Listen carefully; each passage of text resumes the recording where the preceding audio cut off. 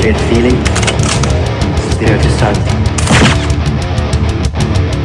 I think this just might be my masterpiece.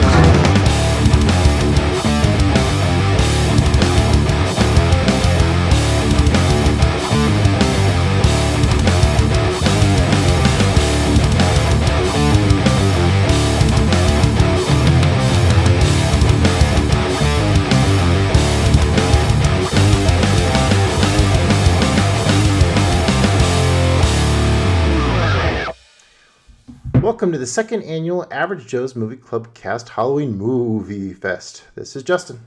And I'm Joey.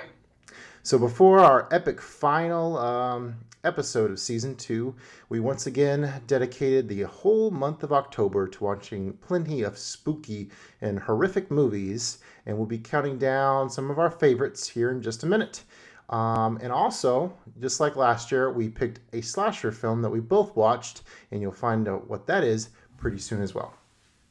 All right, and as always, just a heads up, we do discuss our full thoughts on films. So if you have not seen a movie, just skip forward to, avoid any spoilers. If you want to be a part of the movie club, make sure to hit subscribe, leave us a comment, give us a review. We would love to hear from you. So, Joey, another unexpected hiatus. It was like, hey, we need to get ready for another show, but we're in the middle of Halloween Movie Fest. We'll just do one big episode for that and then move on with the season after that. So what's new with you? All right, well, kind of like what I was just discussing with you before we started recording. So I got promoted. Yeah, precast. I got promoted at work. So congratulations. Thank you. I'm still poor, but now I'm just hopefully a healthy pay bump. It was a decent pay bump, and now I can get overtime. So, my first check tomorrow is gonna be a pretty decent amount more. It's not as high as it can be, but it's pretty good. Which is good since I have to look for an apartment. And they look at things like how much money you make, so that's good. Yeah. So I've been dealing with that and all the craziness that's been coming along with retail in the late October, early November, and doing a reset, and then looking for an apartment because I have to move in 31 days, 32 days, something like that. Yeah. So countdown is on. Yeah, it is on, and I am late with that. So. That's kind of what I've been dealing with. So when we start doing this countdown here, for everyone wonders, why didn't I watch nearly as many movies or as many as Justin or as many as I did last year? That is the main reason why. I've been working a lot and, just a lot of other stuff going on. So. All right. Yeah, things quite a bit different for me from the last time we spoke. A lot of times here on the podcast, I'll always get a big old mug of beer or whatever to be sipping on throughout. And yeah, I've totally cut that out. Gone on this major diet for the last 3 weeks. Lost about 12 pounds. Won't go on too much about it because I remember when I wasn't dieting and people would talk about dieting, it would drive me crazy. But yeah, I'm pretty proud of myself that I've been able to keep up the progress. Got one of these fancy Samsung smartwatches, so it actually encourages me to go out and get all my steps in for the day and go for walks, and bought kind of a fancy scale that records my weight to the phone so I can been tracking my progress that way. And yeah, just been eating a lot of healthy foods that I like. Drinking a lot of water. No fast food very little fast food. Like I went to Arby's and had like a jalapeno wrap or whatever. So nothing too crazy there. So yeah, the first week, I saw a big drop from, stopping with the sodas and the beer, alcohol, that stuff. And just a slow down, slowly going down now. So yeah, hopefully, lose a significant amount and not have to worry about it for a while. So that's the goal. But yeah, it's like something I'm very obsessive by nature, so I'm trying to hit it real hard and make some good progress, and it's paying off so far. But yeah, you have to really commit to it. So it's a lifestyle change for sure. Oh yeah, for sure. I mean, 12 pounds down already is nothing to like scoff at. So like, good job, brother.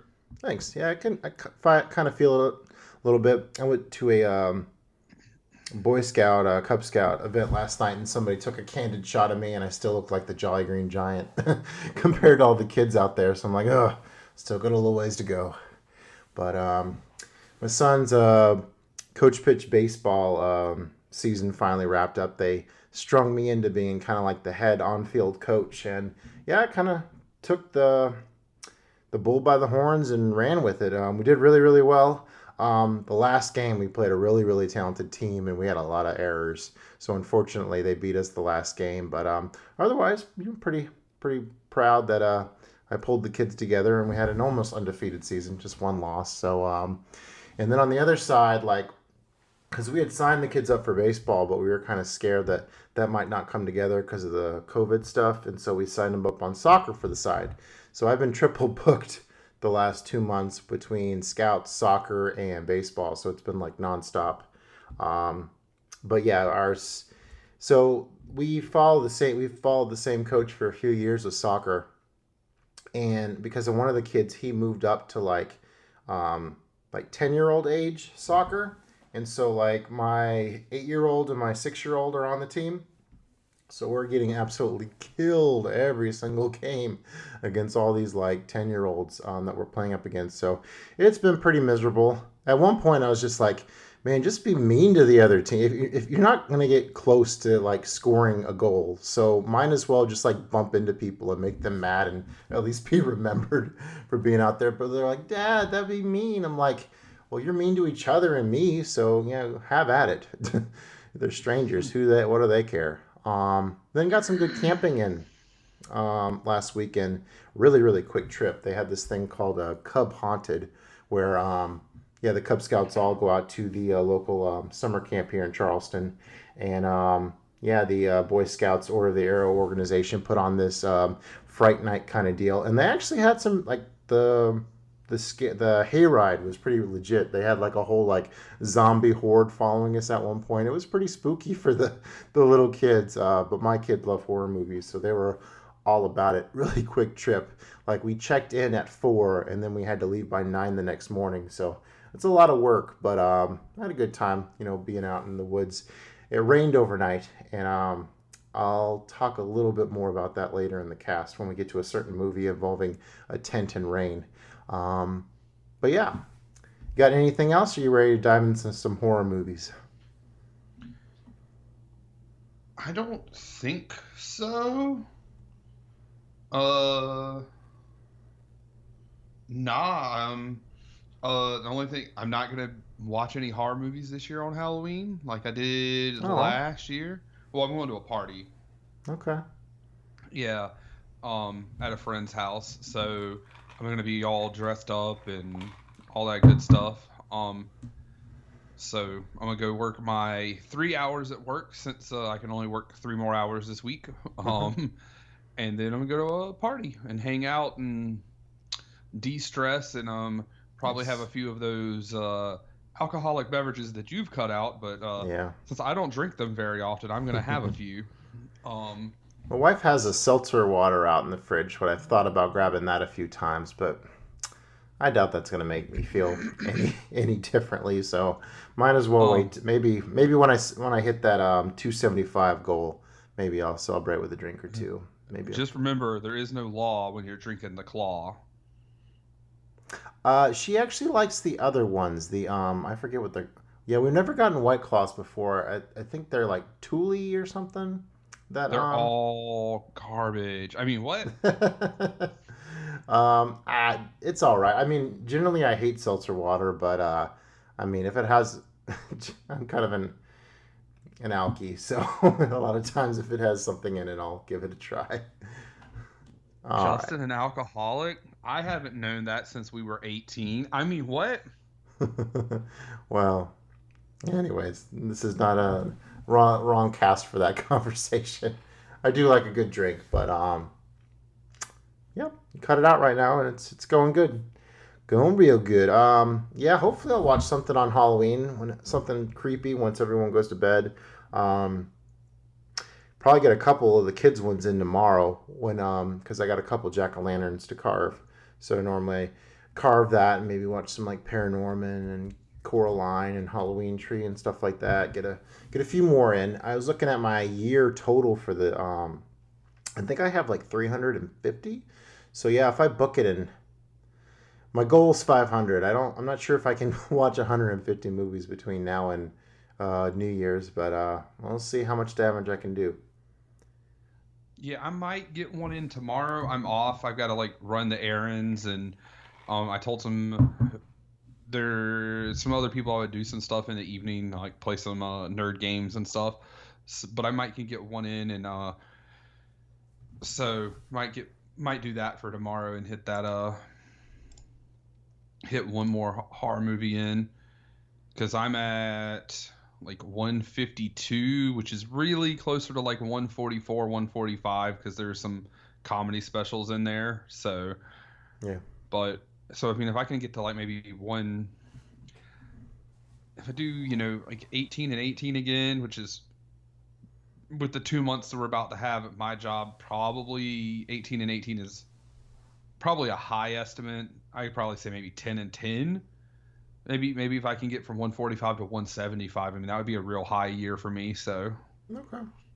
Yeah, I really padded out my stat or tried to boost it last year whenever I was like hanging Christmas lights and I was like listening to comedy specials like one after another, and so that helped me jump up a little bit. So, there's a bunch of shorts on Disney Plus and stuff. So, but you know me, when I get down to start writing, I end up writing more than I spent time watching the movie, and so that's the reason I don't end up watching more. But at least I have those those memories there to always go back to.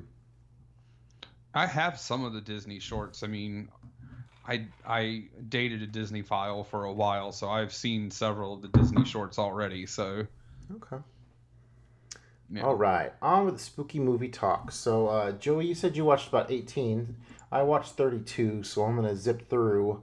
My lower echelon, hopefully pretty quickly here. So at 32, this is a 1-star affair for me. I absolutely hated this movie, The Greasy Strangler.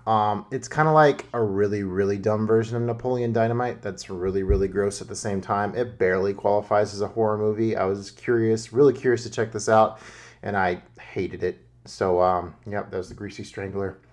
Yeah, I just don't get on with these silent horror movies. Last year I watched like Phantom Carriage, I wasn't a big fan of, and Haxton I wasn't a big fan of. And this year it was Vampire. I got to that. It's a short, it's funny because I was thinking this was like an epic based on like how big the Criterion package was, and no, it's a pretty short movie. It's very atmospheric. The plot you have to kind of really watch through it like maybe a second time to kind of piece the plot together. And I was just kind of off-put it by it the first time. Very atmospheric, but it was a little slow and not really my thing. Another Criterion, I watched the Isle of Lost Souls, which, I forget the name. The Isle of Dr. Moreau, I think it's based off of. That's the book. I was like, oh, that's this book. I've heard of that book, and I didn't know what that movie was all about. It came out around the same time as King Kong, and they actually had some pretty cool creature effects in that one. So it was all right.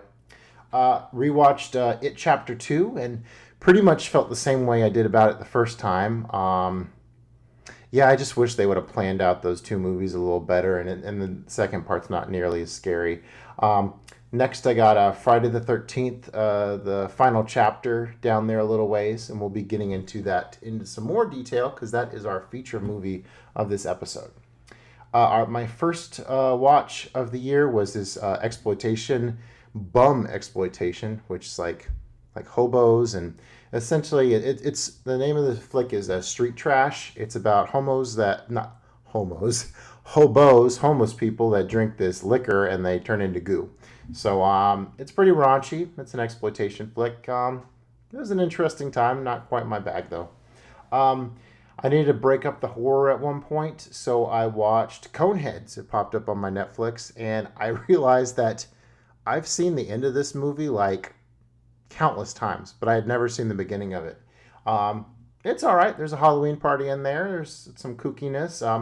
it's a very out there comedy that a lot of stuff doesn't make sense, and that's kind of the beauty of it. So it was kind of fun to dive into Coneheads in the midst of all this horror. You watch Coneheads at all? I have not. I remember seeing parts of it when I was little. I don't know if I've ever seen all of it. Also, you're allowed to break up your horror movies on October 3rd with Mean Girls, and that's it. You Okay. messed up. Well, because on October 3rd, he asked me what day it was. It's been too long. I don't understand the reference. It's from the movie. Well, I get that, but I actually listened to a podcast last month about that.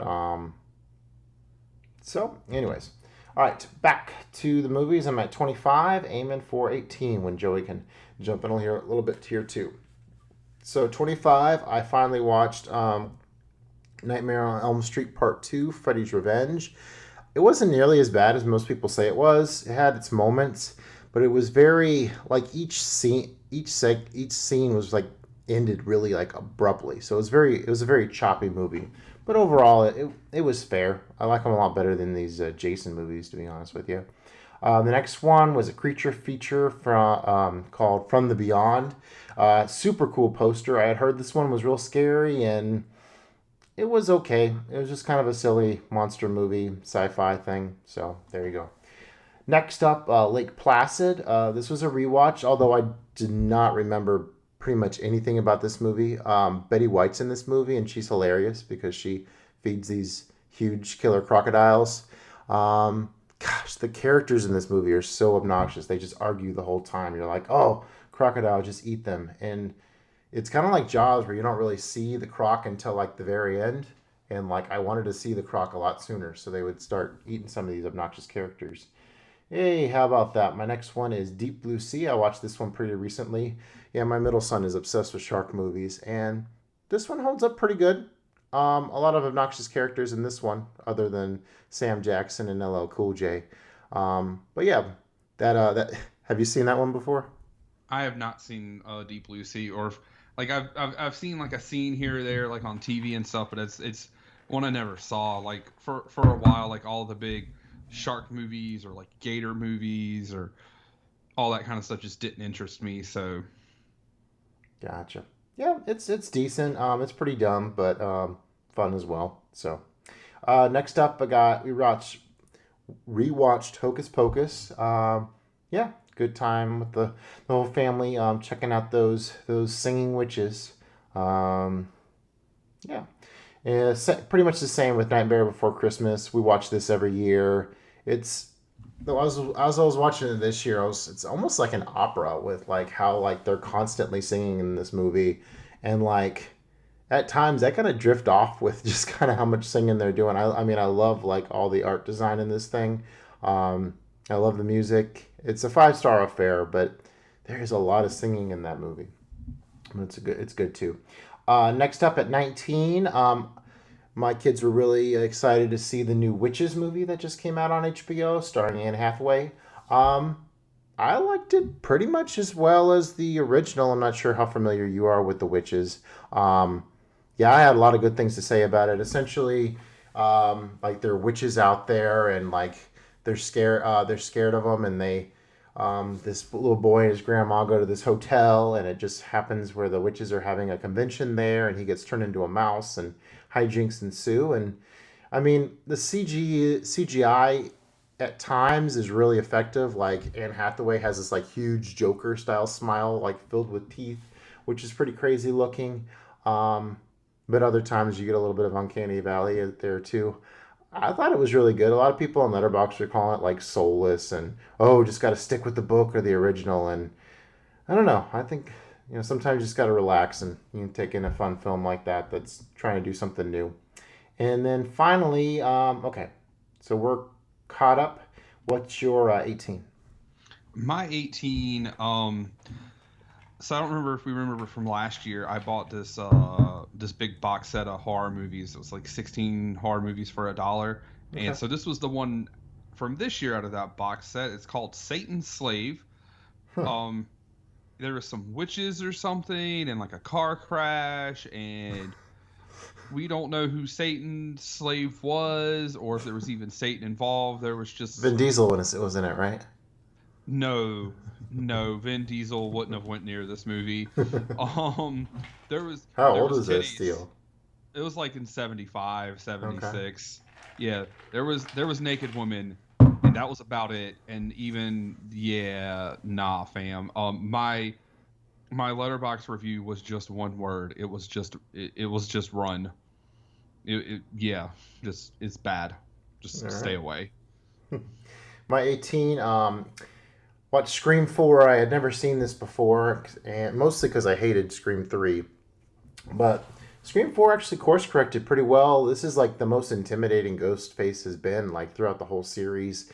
The end was a little hard to swallow at first, but they kind of let you it kind of sink in, and then by like the end of it, it kind of settles pretty well. Scream 4 kind of almost as good as the original, to be honest. I mean, the one knock I had on the original was the fact that Ghostface is so goofy with how he gets knocked around, but there was really none of that in Scream 4, which I really appreciated. So, and there's another one coming out in like next year, the year after. So, it's kind of crazy that they're doing these every 10 years now.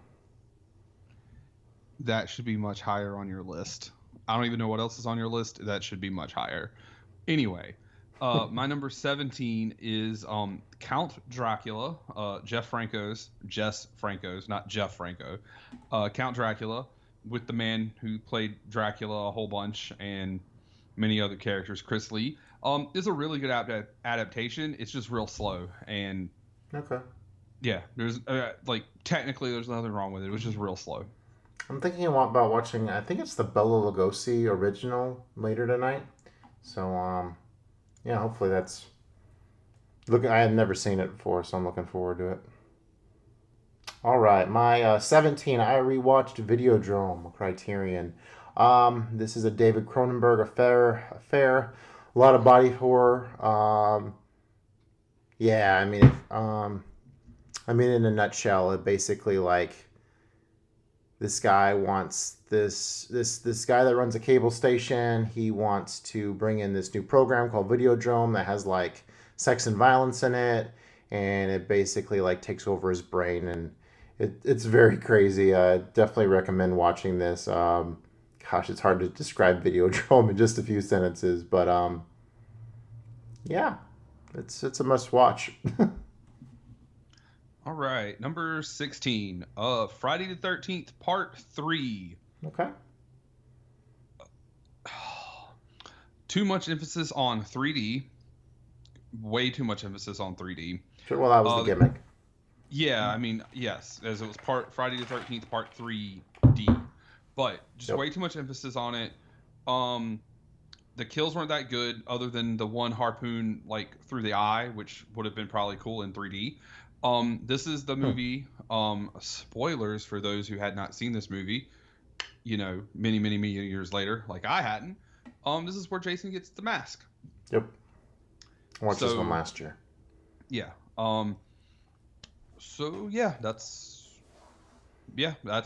really it. That he gets the mask in this one. That's really it. I think I said in something like there was no kung fu in this movie, and not nearly enough titties for Dolomite's liking in this movie.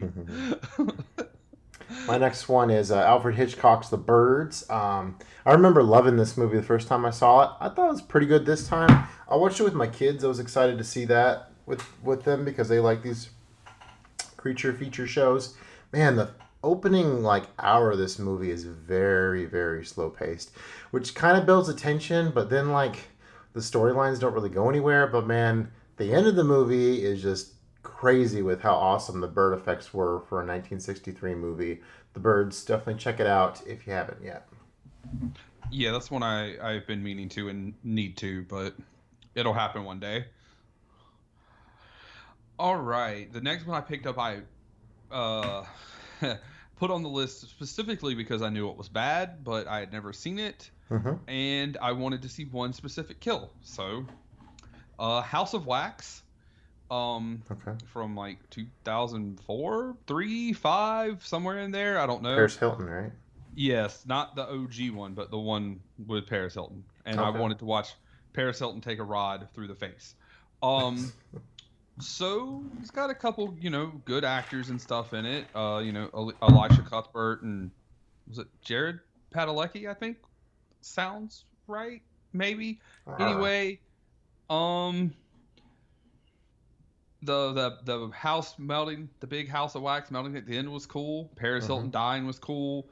Them making fun of her sex tape at the beginning was cool, and the movie itself was not very cool at all. But I knew that, so here we are. I'm surprised I had 3 movies lower than it but it was fun to watch. Like I didn't hate it while watching it. It wasn't as near as bad as I thought it was going to be. So, there's that. All right. That reminds me of I just saw one of the popular YouTube movie critics recommended Jennifer's Body, which I haven't seen. You seen that show? Jennifer's Body, the movie. I saw that many, many years ago. Like around the time my kid was born. It was either before or after. I don't know exactly when. I just know that I was with my baby mama when we watched it. And I was very, very intrigued to watch that. Yes, because Megan Fox was going to make out with Amanda Seyfried in that movie, and so I was like, hell yeah, I'm down with this. I remember not being like super impressed with the movie, but like now it has like this cult following, and it's like maybe I should revisit this movie, but so. All right. Next one, I wish it was higher up, but it's right here at 15, Alfred Hitchcock's Psycho. Yeah, it had been forever since I had watched this. I had a lot of fun reminiscing about it on Letterboxd. I have a long history with this one, with me being scared of it as a kid, kind of for the wrong reasons, but kind of for the right reason, which I found out later. Check out my Letterboxd review for explanation on all that. Gosh, I love the soundtrack for this movie. Yeah, that shower scene still holds up. Yeah, it's really cool to watch this one back as an adult and really take in all like the craft that Hitchcock had for this iconic original slasher movie. Yeah, I watched that for the first time last year. It was really, really good. All right, so my number 14 is my first Criterion. It's an all-time classic, and it's down this low, not for its quality, just because it's not my kind of movie. It's really good. It just doesn't strike me very much, and that's Night of the Living Dead. Okay, that's understandable. Yeah. It's a little so, older. I mean, well, it's not necessarily because it's older, because it feels like a 50s movie, even though it was made in the 60s. It was made in 68, and my number 1 was also made in 68, so, when we get there. Okay.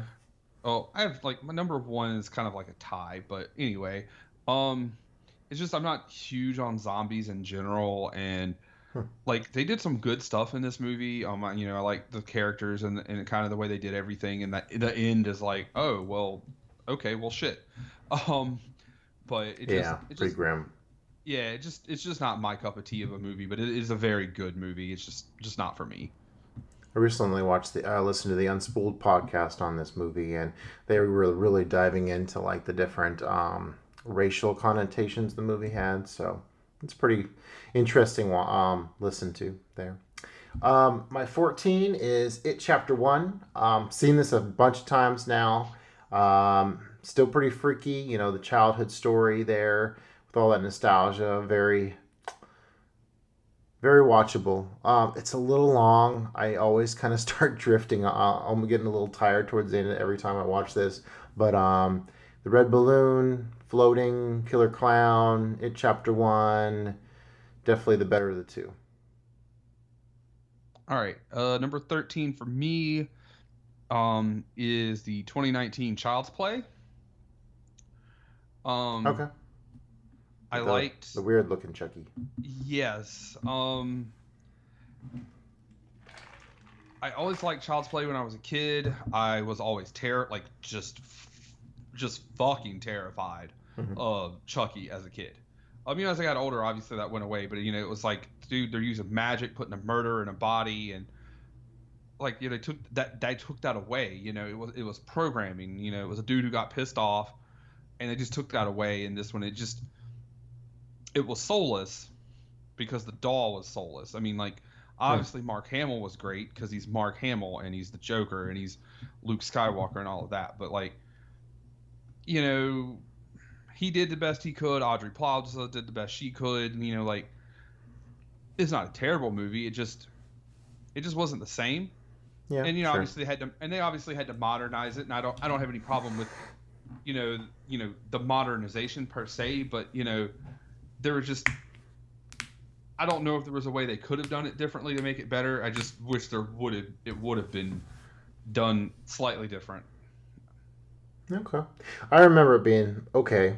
I mean, all the Child's Play movies, other than the first one, are just okay. So, all right. My next one is one you probably haven't heard of. It's called White Dog by Sam Fuller.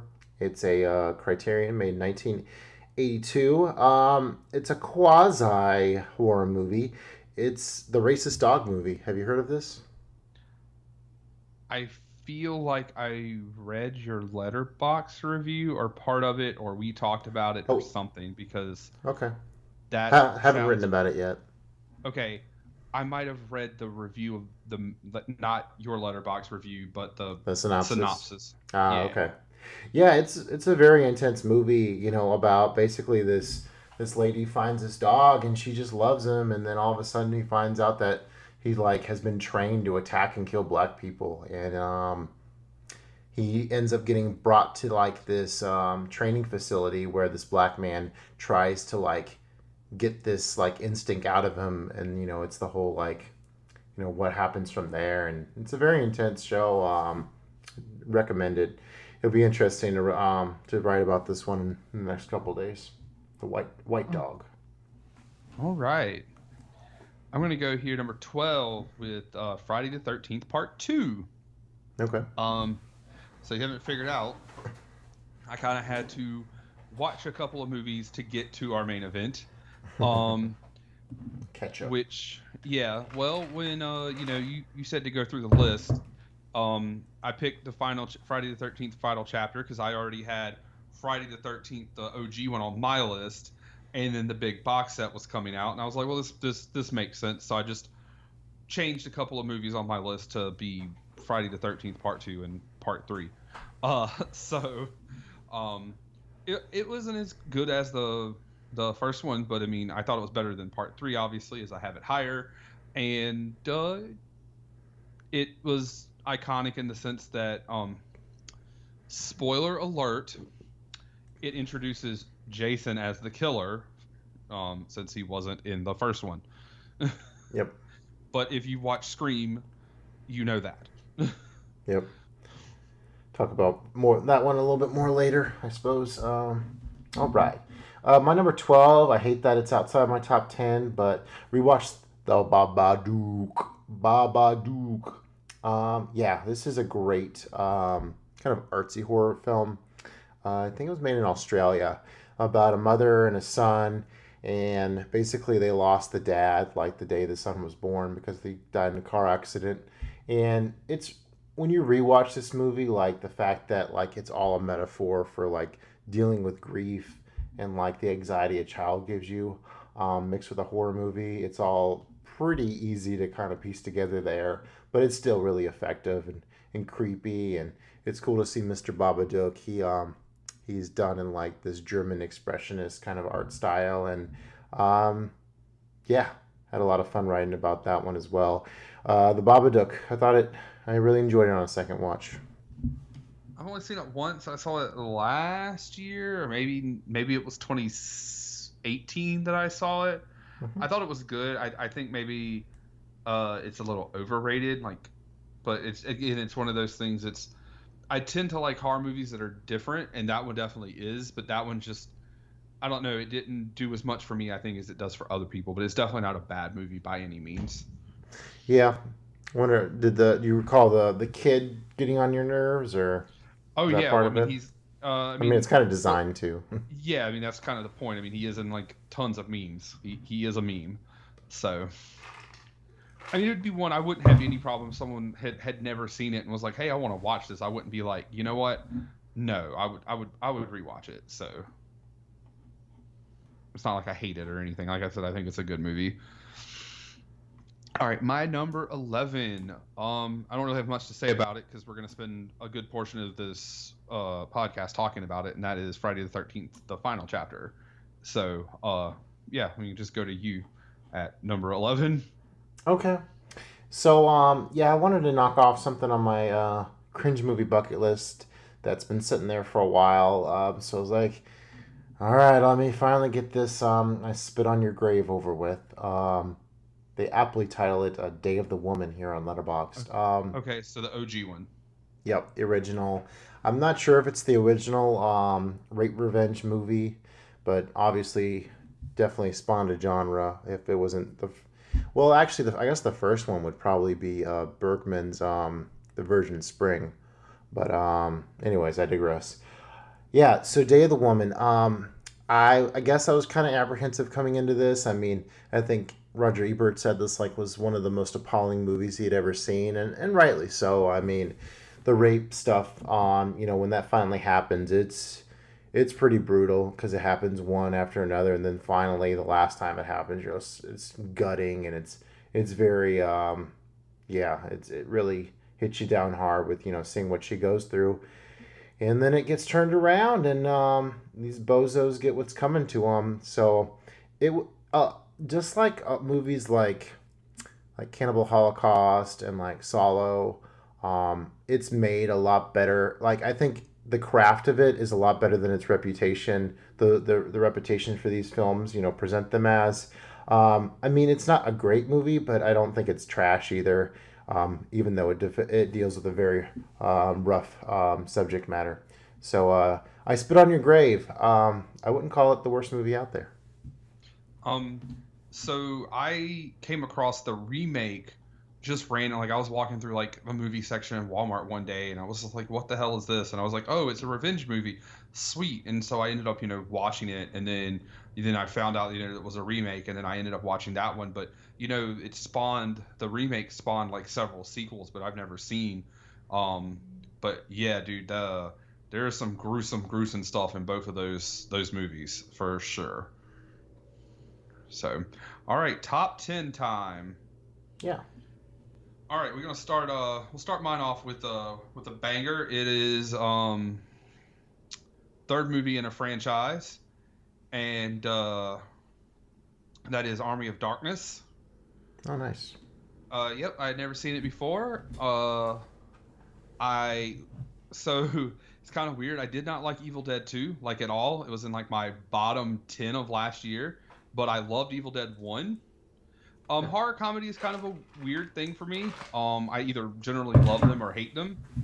So, whereas like I love The Babysitter and Zombieland 1 and Zombieland 2, but Evil Dead, not so much. Terrifier was trash. Dale and Tucker versus Evil, whatever. Nah, get that out of here. So, I was kind of apprehensive about watching this one, but this one I thought was really good. Definitely thought there were some spots where it came on. I was like, yep, they're just straight ripping off Return of the Jedi. And then there was another movie that was a third movie in a franchise that I was just like, yep, nope, they're totally just ripping that off too. And I want to say it was a horror movie, but I can't put my finger on it right now. But no, it was good. They had, it was good comedy. The horror was, it's like scary, spooky skeletons, and they had like battle scenes and that kind of stuff. It was almost like if your DM, like if you're playing D&D and your DM was like, all right, we're gonna fight some skeletons, and you have this big battle, and the people playing it, like the main guy was just like, all right, well, we're fighting skeletons and this is D&D, but I got a shotgun and I want a chainsaw, but I don't really have a chainsaw because I'm now in this armor. All right, cool, whatever. There were a couple spots that were a little too slapsticky for me, but overall it was a good time. So yeah, Army of Darkness number 10. Yeah, I would definitely say that I'm more of an Evil Dead 2 guy. I've only seen Army of Darkness once. I do have plans of hopefully watching that before I'm done watching horror movies. I'm probably gonna watch horror movies into like the first week of November as like my hangover or my Halloween hangover series. Because there are a few more I want to get in before it's all over. But yeah, I need to rewatch that one. Good old Ash. All right, number 10, I watched Henry, Portrait of a Serial Killer with Michael Rooker. I've been meaning to watch this for the longest time, and Halloween season, why not? Definitely a great time. A very artsy depiction of a serial killer. The opening of this movie is done really well to kind of show how detached it is from the, he essentially is driving around and you see the aftermath of all his killings, and you can hear the victims like shrieks as it's happening. A few of like the victims they show look kind of fake, but almost to like it almost makes it a little bit more palatable because of how depraved this movie is at times. A real quick runtime. Yeah, some pretty brutal stuff in here. I mean, there's like incest, and I think the hardest scene to watch was so basically like he lives with this guy. I forgot their names. But he basically takes him on as a protege because like he gets really pissed off at this one guy and he's like, I want to kill somebody. And so then the Henry guy gives him the opportunity to kill somebody and then takes him on as a protege, as a serial killer. And they basically make a snuff film where they get a video camera and they do a home invasion. And yeah, they film, them doing all this terrible stuff to these people. And it's kind of weird because Henry's all about, killing people and he's addicted to it. But he kind of has a moral code too because he's not into the sexual violence, which the other guy really is. So, yeah, it's definitely should be one of those movies you should see before you die. Henry, Portrait of a Serial Killer. Wasn't quite as depraved maybe as what I was expecting, but it is a little older. But it definitely has a few scenes in there that warrant its reputation. Nice. Well, I guess not nice, but nice. Yeah, there's a few of these movies where it's like, oh, this movie's I enjoyed it so much, even though it's so fucked up. I mean, hey, it's okay to enjoy fucked up things. Yeah. Is the nature of the season. All right, number 9 for me is We Summon the Darkness. Not gonna lie, the main reason I put this on my list is because the main star is Alexandra Daddario. Famous for her scene in True Detective, amongst other things, being a model and such. But the movie actually was pretty decent. It's not great. But it's set in the 80s. Girls are kind of on a road trip. They're going to a concert, to a metal show, and you keep hearing like on the radio and on like the TV when they stop in the gas station, you keep hearing about like these murders, and they're like occult murders, and you keep seeing this preacher man on the television saying they got to stop it, who's played by Johnny Knoxville, and then these girls meet up with these dudes at the concert and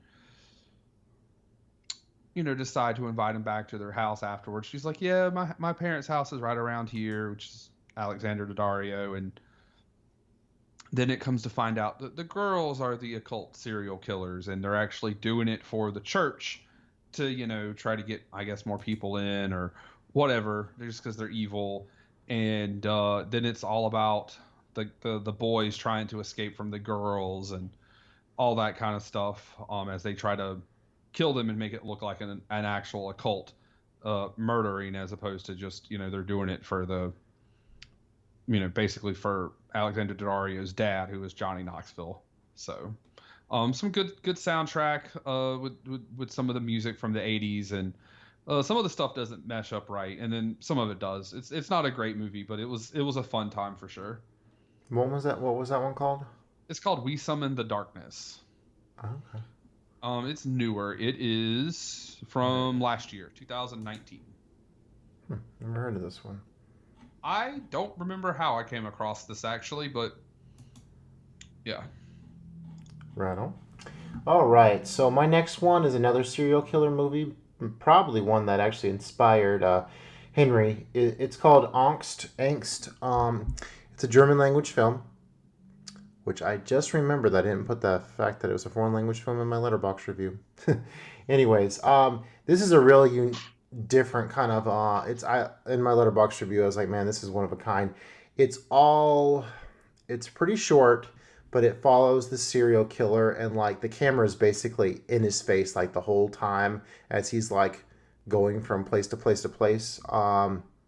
Like in the opening scene, like he basically is just like, this house is gated. Okay, this house, there's no gate here. I'm gonna walk up to the door. I'm knock on the door. Someone answers the door. I'm gonna gun him down. Don't care. And then like we hear like about his like very depraved childhood. Like I think somebody who was watching him growing up like was into like BDSM or something and got him into it. So it really messed him up, and he was into like hurting animals, and yeah, he just totally became addicted to killing. And then he gets let out of prison, and first thing he wants to do is go and find another victim. He goes into this restaurant, and like he just sits down at the bar, and all of a sudden they give him this sausage, and it looks like a delicious sausage, but like the whole time it's like zoomed up to his mouth, and you can hear him go. So it's pretty disgusting. Yeah, and then the last hour of the movie, it's just about him like breaking into the secluded house and killing these three meek people, and you see every little detail that goes on. There's some very tense parts where he's like sneaking around the house and watching it back, like the looks of like exhilaration he has when he's like killing these people. It's pretty haunting. It moves a little slow. It doesn't sound like it does, but that's kind of the feel of it. But then I kind of was watching it back through to write about it. A lot of these little nuances really stood out to me a lot more. So yeah, another interesting serial killer movie, foreign language. If you've heard of Gaspar Noé, apparently this is one of his favorite movies. It wasn't quite. This was a nominee for my Courage movie bucket list, and I ultimately didn't keep it on there. There was like one scene where it got pretty sick with one of the kills, but it was not enough to like totally like gross me out and keep it on there. But it's definitely a solid movie. Nice. All right, the next one for me is called The Midnight Meat Train. Oh, that sounds like a family film. Oh yes, it's very family friendly.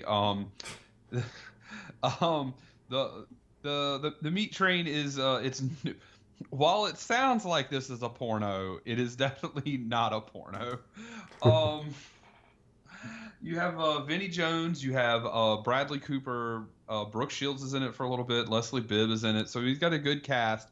But Bradley Cooper plays a photographer, and he is trying to get a break, and he finally comes across he saves this girl from like basically like a gang in the subway, and he takes a picture of her as she gets on this train on the subway, and she goes missing. He doesn't know who she is. It comes out that she's kind of famous, like a pop star or something. I don't remember specifically. But he like goes to report that he saw her, and people like the police think he did it. Well, he notices this guy, and he starts following this guy who's Vinnie Jones. Well, you've seen Vinnie Jones on the train killing people. Like he's got a big ass hammer, just beating the living hell out of people. And he going back to Bradley Cooper, like starts investigating, like doing some like real investigative reporting, following him, ends up breaking into his apartment with his girlfriend, ends up on the actual, figures out that like the late night train is the one where kills people. Well, come to find out, like Vinnie Jones has been alive for like 100 years or more. And then it gets a little weird. There's these creatures, and that's the reason that that live under the New York. I think it's New York, and that's why he kills these people, and like takes their hair off and their fingernails off and stuff, and feeds them to these creatures to keep them from like rising up to like overtake the world or something. It was weird. Wow. And then Vinnie Jones he gets into a fight with Bradley Cooper, and Bradley Cooper kills him. And then the guy who drives the train rips his tongue out and makes Bradley Cooper the new guy on the midnight meat train, and he has to watch his girlfriend die. Yeah, like the end was kind of like you kind of saw it coming, but also at the same time it really sucked because you're like, okay. But you know, it was a good fun movie to watch. It was way better than any movie called The Midnight Meat Train had any right to be. All right. My number 8 was probably my biggest surprise of the season. I finally watched Brain Dead or Dead Alive. This one is directed by Peter Jackson, one of his early gore films. And in the spirit of Evil Dead 2, this is definitely one of those crazy over-the-top comedy horrors. Essentially what happens is like they go to Skull Island, hint, hint with the King Kong connection there, and they capture this crazy, I think, Sumatran rat or something, and it bites this controlling mom. I guess they're in New Zealand, and yeah, she turns in basically a zombie that's falling apart, and her son is trying to keep her contained while also trying to be with this new girlfriend of his, and he goes to this doctor, and we find out the doctor is like an ex-Nazi because like he rips his lab coat off and like sees that there's a swastika under it, and he sells him some sedatives. So he's like constantly like stabbing his mom in the eye to like get her to calm down. It's just crazy, over the top ridiculousness, and it's a lot of fun. The end is the biggest bloodbath in cinema history. And got a little bit of a Aliens vibe because his mom turns into this giant creature all of a sudden, and her anatomy enlarges with her. She has this enormous butt and breasts and stuff, and you're like, oh, okay. Hilarious. It's a real good time. Brain Dead. Okay. All right. Number 7, Friday the 13th. So, Okay. I mean, it's a pretty iconic slasher movie, I think, for most people. It started the franchise. I think for me, it's the second best movie in the franchise, behind the remake, and I feel like some people will probably take umbrage with that. But to be fair, before I started watching this, like I thought I had already seen this movie, like I had it listed.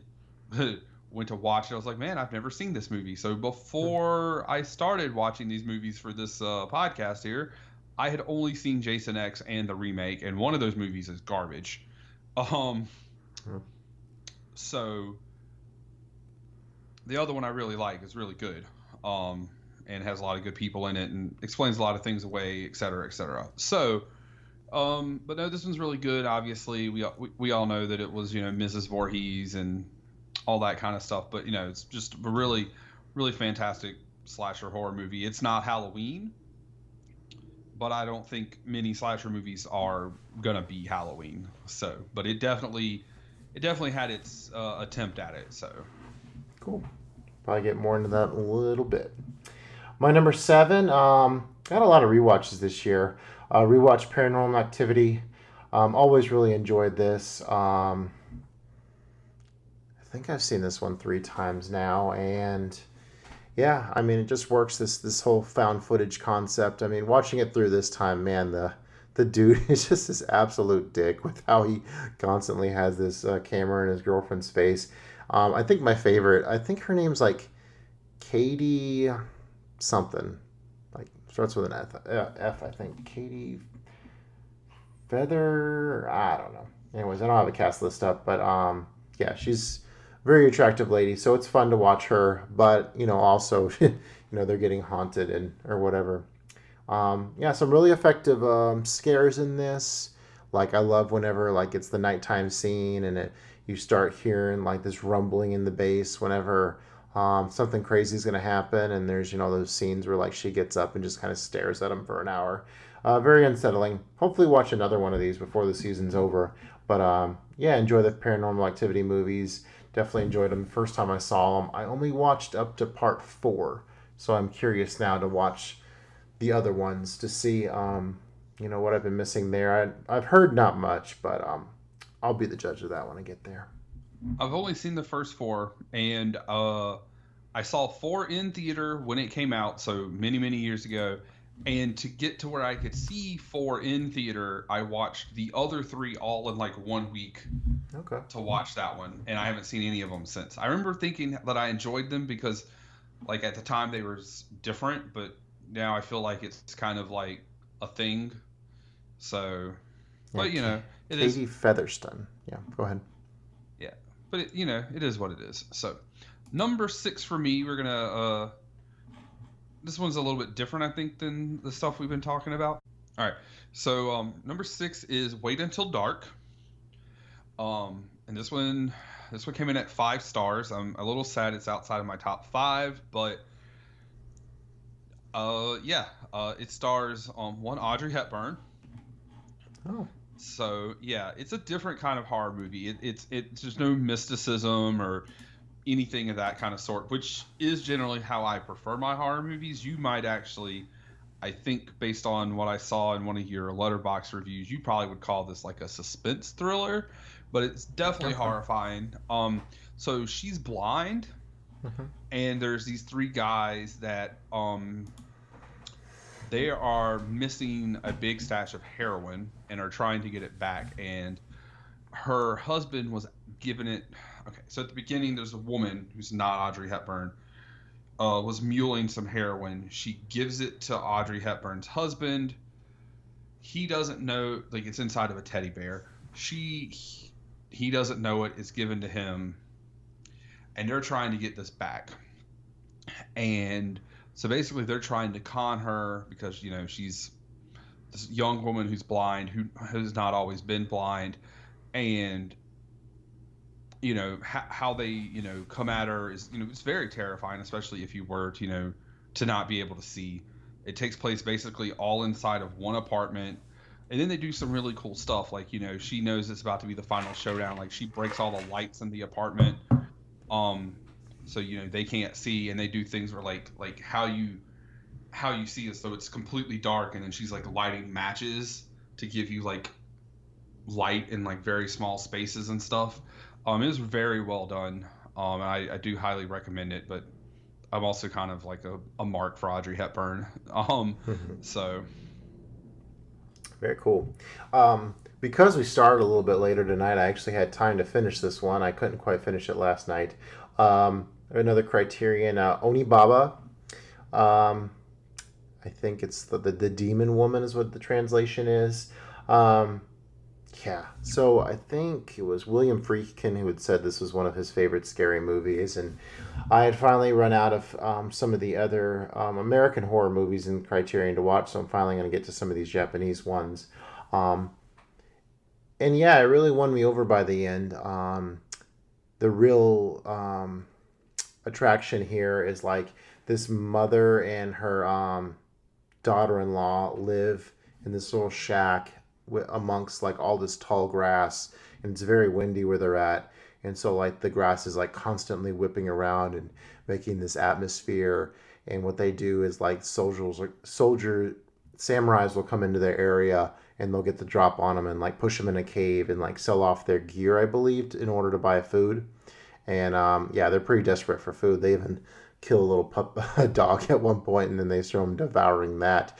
But yeah, it really gets good in the last hour because she gets a hold of this mask, and she is disgruntled that her daughter-in-law is starting to see this other guy, which I need to probably flip back through it. I didn't really catch exactly why. Like, this guy wasn't like one of the people they killed, probably because he's a peasant too. I think they only kill soldiers in order to get their stuff. Have to kind of look back into it. I pretty much just finished this movie, so still processing it. But the end is really, really solid. Yeah, definitely.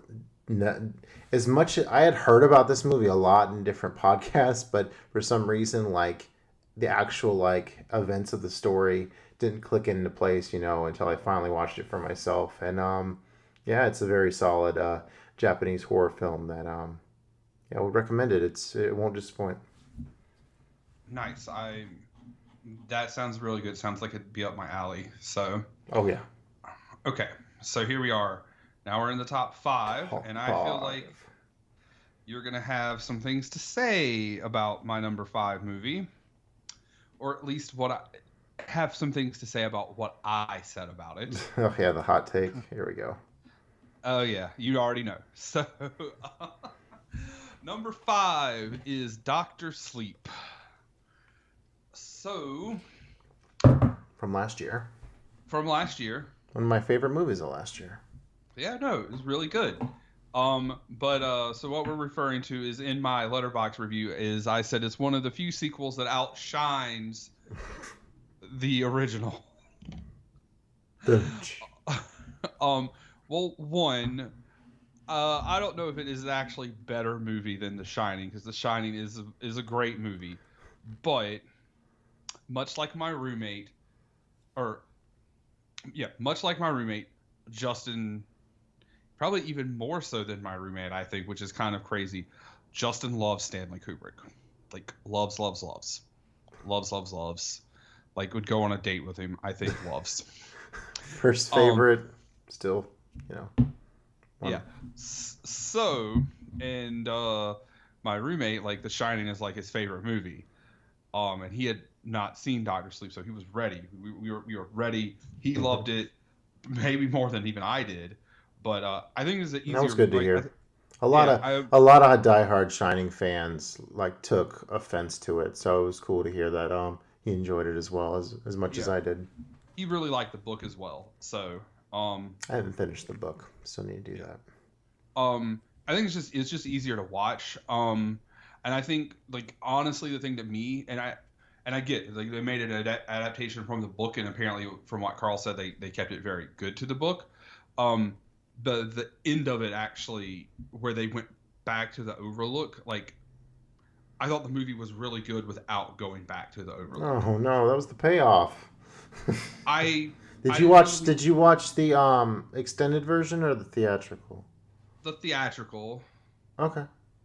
I think extended's better, but I think we skimmed back through it, trying to look through the theatrical, to find some stuff, but I remember it feeling a little bit more complete the one time I've seen the extended. But to me, I was much more interested in the Rose the Hat and Crow Daddy and Snake. Her name's Snake something. I can't. Snakebite. The Snakebite Andy.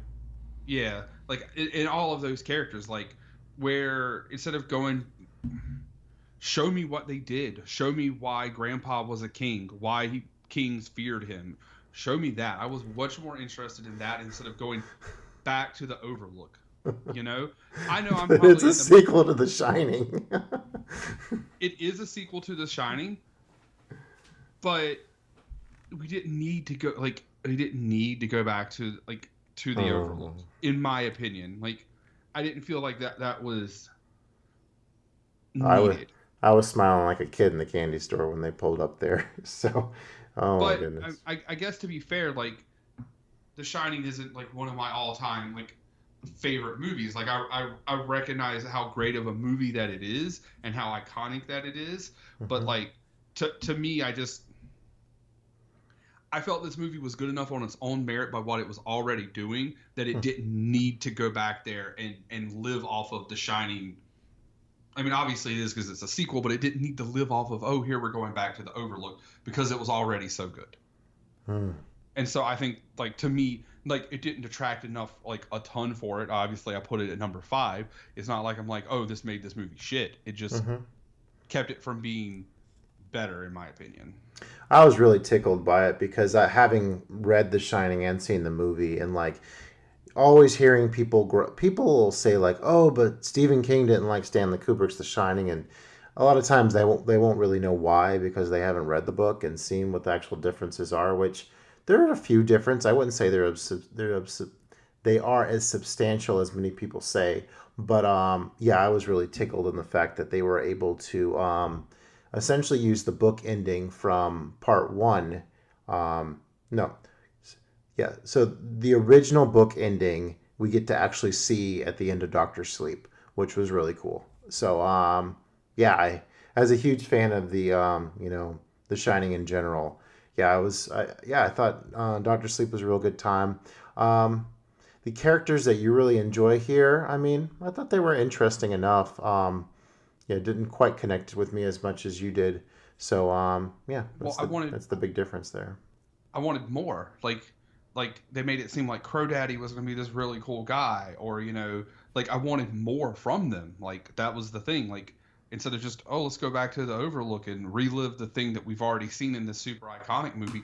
Give me more about these characters who should be really cool. Like you tell me that Grandpa's dying and kings, he fed on kings and they built him statues and they feared him. Okay, well, why? Why was Crow Daddy Crow Daddy? What made him Crow Daddy? Why did he have that name? What did he do to get that? Like tell me that kind of stuff. Don't just give me he's got a name, Crow Daddy. Okay, well, what the fuck? Like explain it to me. Show me something. Like because I feel like there was so much there that could have been there. But that's just me. So sounds like you need a non-Shining prequel to Doctor Sleep. possibly. Interesting. All right, so you'll definitely see a trend in my top five. I probably said it many times on the show that my favorite kind of horror movie is the ones that really are unsettling, that really scare me.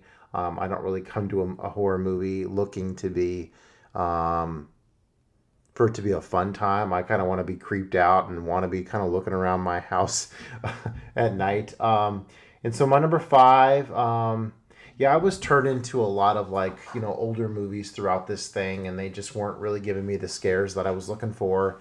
And I had heard just randomly that Insidious is considered one of the scariest movies.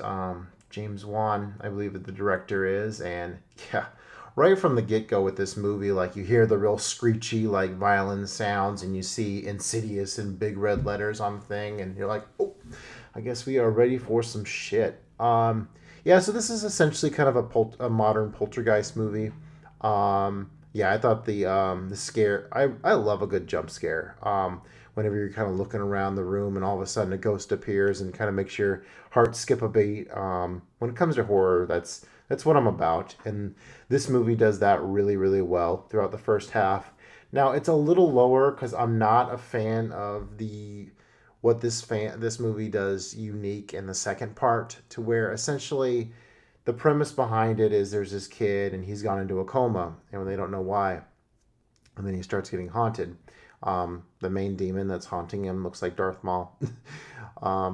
But anyway, so an older lady comes and she basically says that the kid astral projects, so he's having an out-of-body experience and he's gotten lost in whatever dimension that he wandered off into. And so basically then we find out that his dad also was that, but he had suppressed his memories, and so he goes into this other dimension to go get him.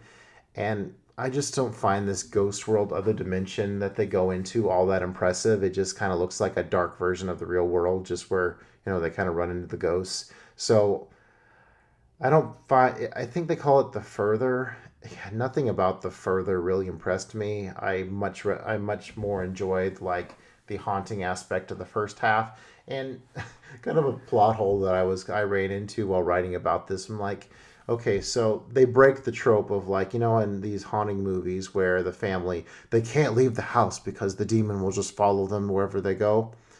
Well, they pack up and they leave, and the demon comes with them, so they prove what they always say, right.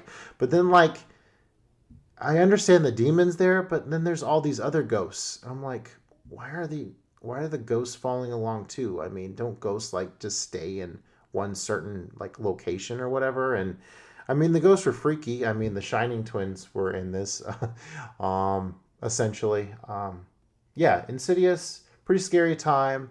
It didn't work quite as well for me as the rest of it, but yeah, enjoyed it. Insidious. All right. Number 4 for me is, well, it's oddly enough another sequel. And it's not as good of a movie as Doctor Sleep, but I enjoyed it a lot because I loved the first movie very, very much, and that is The Babysitter Killer Queen, um, from this year.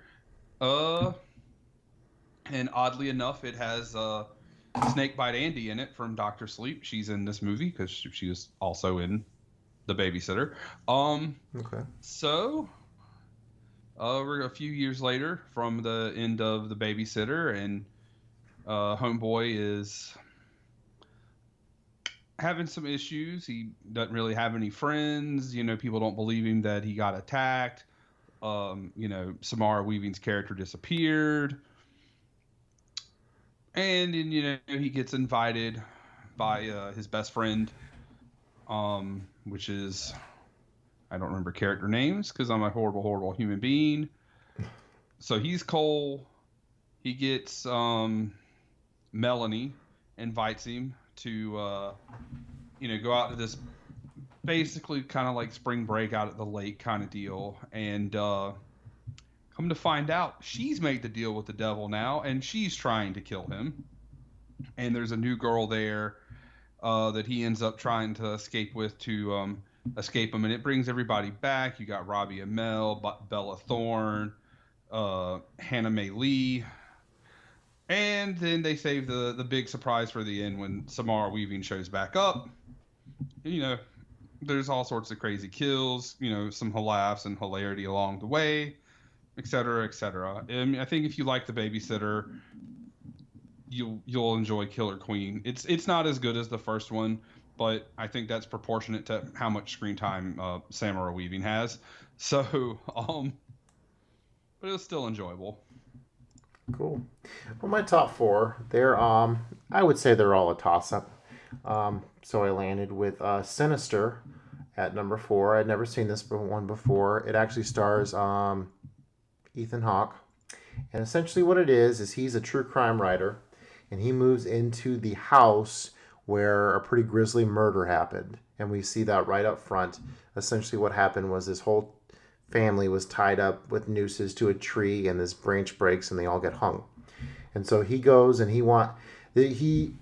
so as a true crime writer, he's kind of on a slump, like he's kind of looking to get like that past success back, and so he's looking to do it here in this little town, investigating these murders, and all of a sudden he goes up in the attic and he sees a box of film reels. So it kind of has that Ring element to where, somebody sits down and watches, something play out, just in terms of watching something. Kind of reminds me of the Ring. The main baddie in this is called Bagul. One of my favorite podcasts, the Criterion Creeps, are always talking about Bagul, but I never knew where that came from. And yeah, you find out all about this this ghostly, murderous demon killer, eater of children's souls, I believe it is. I don't want to spoil too much about this one. Yeah, very creepy with the fact that each of these reels is named something very pleasant, like Family Picnic 1978 or something, and then he turns it on and at first sees it is like a nice little setting with the family, and then all of a sudden he sees them getting murdered, and it's only actually a part of it. And yeah, I really enjoyed seeing this mystery play out. Like there's a part where you think the film is burned up, and he goes online to splice the film back together. And but yeah, this film, just like the Babadook book, this film ain't going anywhere because it's haunted, and it's interesting to see where it goes. Have you seen Sinister? I have not actually. Okay, yeah, I definitely recommend it. Do you like ghost movies at all? It depends. Some of them I really like. Some of them I don't. It really just depends on which one they are. Okay. So what was that's not really ghosts so much. I guess that's the dolls or whatever, the one like Annabelle or whatever. But I guess Annabelle wasn't the first one, right? It was the one with The Conjuring is where we kind of first met Annabelle, I think. Yeah. So that was like a ghost movie. That one was pretty decent. Yeah, I like movies like that. Yeah.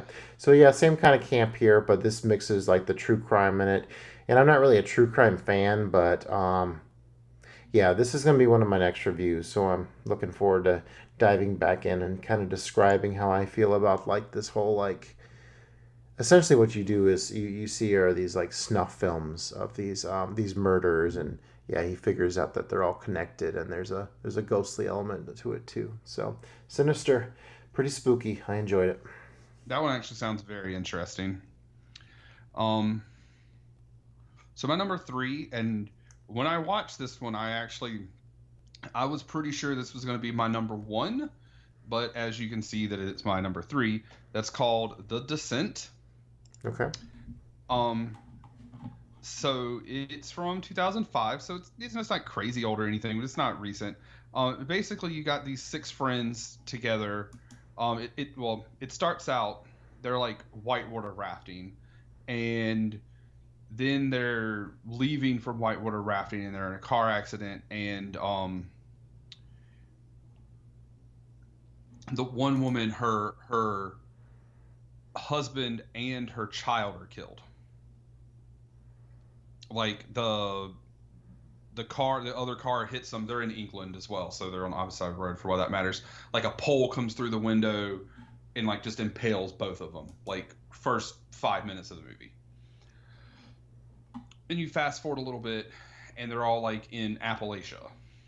And they're all like her other friend like got her to join, got her to like finally bust out, and they're gonna go cave diving, and she's like, yeah, we found this cave, and they're all talking about it, and she's like, yeah, it's like a level 2 or whatever, and one of the other girls is like, yeah, this is some tourist bullshit, blah blah blah.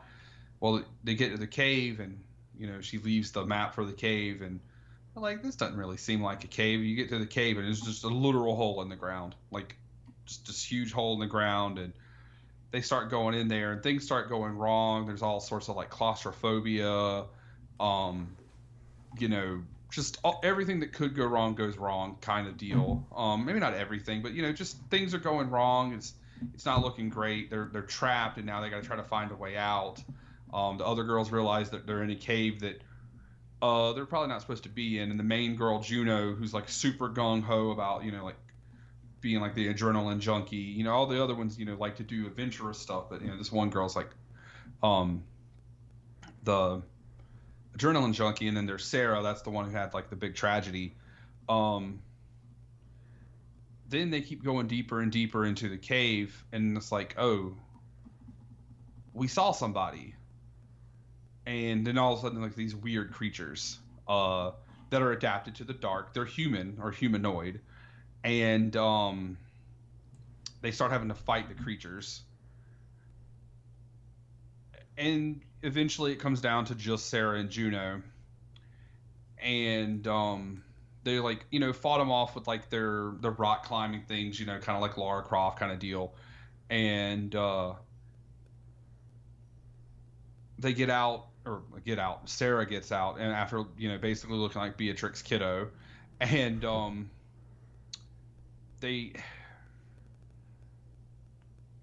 heavily imply that it could all be in her head and that she killed all of her friends. So there's this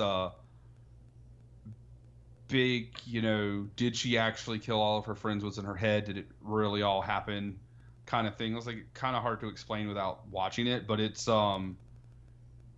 it was really good. Like I really wanted it to just be the girls versus the cave, and that kind of horror movie where there's no like mystical or supernatural weird creatures or anything, because that's actually the kind of horror that I like, is this could really happen kind of thing. Which is like why I liked Friday the 13th 1 or Halloween, because those people weren't monsters yet, they were just crazy people. Okay. But so yeah, no, it was really good. I think everyone should really watch it. I probably don't think I did a good job of explaining it there, but it's really good. Yeah, I've always been kind of a Descent. I like to smack talk it a little bit. I wasn't really impressed the one time I saw it. The fact that I just remember it being very disorienting, to the fact that like, how am I supposed to be scared if I can't even tell what's going on half the time? I probably should give it another shot. I remember being a little tipsy when I was watching it. So, but I do remember really enjoying that twist ending. So All right. Speaking of The Ring, what I mentioned earlier, yeah, The Ring would be my next one. I always enjoy watch this a couple times. It's always good for some good unsettling frights. For some reason, I remember it being over 2 hours, and it is only like an hour 45 minutes, which is a perfect length for this. It's great seeing the mystery and like the VHS tape. It's kind of funny that it's a dated technology at this point, but it really doesn't come off that way as you're watching the movie. It's the classic story of the teenagers watch the tape, and in 7 days they die, and you figure out what that's all about. And goodness gracious, every time just thinking about the Samara girl climbing out of the well and like flashing forward towards you is just like always gives me the creeps, and it's perfect. I love how creepy it is. Your roommate said I need to watch the original Korean one, so I do have planned to watch that before scary movie season's over. The Ring doesn't disappoint. Yeah, I need to actually watch Ringu as well. So, all right, man. Oh yeah, it's been a while since I've seen The Ring. I probably should just rewatch that as well. That was a big deal back in the day, like around what while we were in high school or like the end of high school. So 2002, so yeah, that came out like yeah, junior year. yeah, junior year or start of senior year, depending on when it came out. Hmm. Yeah. All right, my number two could have easily been my number one.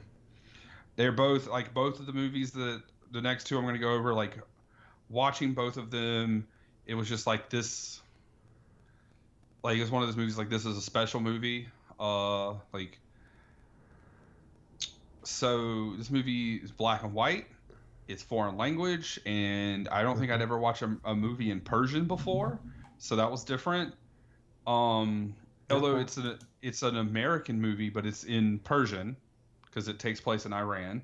Okay. Um, so, and I know I was just talking about how I like movies that aren't mystical creatures, but this is definitely about a mystical creature. It's a girl walks home alone at night. So you're in Iran, uh, and you're in a place called Bad City, and it's about this vampire. And it's just one singular vampire. It's not, like, oh, there's a whole slew of them like in Blade or something like that. It's just one. And you just have all these different characters that are involved in this city, or I guess I shouldn't say city, I should say town. Um, and how they interact with each other and how they end up interacting with the vampire. Um, let's see. So she is, I think, just called the girl, and she's like a strong character, obviously. But you have a heroin addicted father. You have his loving son. Their cat, who is his own character, believe it or not. You have the drug dealing pimp. The city itself, which is a character. Um, and it just all melds together to tell this story. And then within that, then you have like the horror that is going on within the city. You have the vampire who ends up, she's killing people within and of itself. Then you have the loving son who starts interacting with her and all of their story. Um, it like I said, it's not, you're not going to get a gore fest kind of thing out of it where like she's just running around, oh, here's a vampire eating people kind of deal. But it's definitely like this just fantastic. I guess you maybe might want to call it like an artsy horror movie kind of deal. It is fantastic, and I highly recommend it to everybody. Like I think it came in at like number 11 on my movie list so far for the year. Like it's real high. I've heard a lot of mentions about that one. Kind of. Have you seen sort of Let the Right One In or Let Me Uh, In? The sweet, like the Norwegian or Scandinavian vampire flick. Kind of has seems like it was a similar vibe. I I believe I've seen that. It's one the same movie that I'm thinking of. Let Okay. let's see. Cool. All right. So my number two was a Criterion rewatch. I watched Rosemary's Baby again, And yeah, this one worked a lot better for me the second time around. I remember being really caught up in the fact that the end is a little goofy. Um, but man, all the suspense like leading up to that part, like it really kind of gets under your skin with it being like I kind of thought of it as like this like ultimate like feminist horror film because it's about, like a woman who gets not only is her body violated earlier on, but like her trust too, like her whole like support system ends up being like totally corrupt, and what the experience of that is like. And like she finally, her like friends come over for a party, and they're like, "Gosh, you look like a piece of chalk. You look absolutely horrible." And there's a really chilling part like in the middle of it where like she just randomly starts eating like this raw meat. I mean, she like slaps a steak on the skillet for like a second, flips it over a second, just gets it gray, and then starts chowing down. And you're like, why is she doing that? And I like how that's not really explained. Um, yeah, goodness. Yeah, Roman Polanski, Mia Farrow, John Cassavetes is the guy.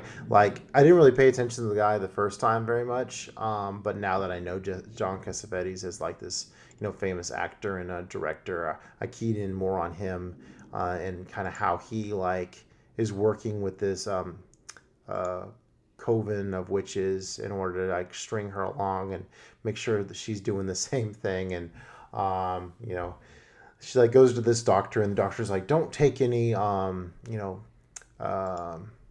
prenatal vitamins, and don't read any magazine, just listen to what I have to say. And I'm like, no, don't listen to him, this guy's a maniac. So yeah, I really enjoy going on this experience of Rosemary's Baby again. It's a great horror film. Yeah, I saw that last year before. Um, it didn't it didn't resonate with me near as well. Like I can tell there's a lot of, talent and stuff there, but that one just didn't do anything for me. So, as far as what we were talking about with Let the Right One In, I've Hmm. seen the American version of that, the one with Chloe Okay. Grace, but I haven't Yeah, seen me the too. the Swedish one. Like I knew the name was familiar, so.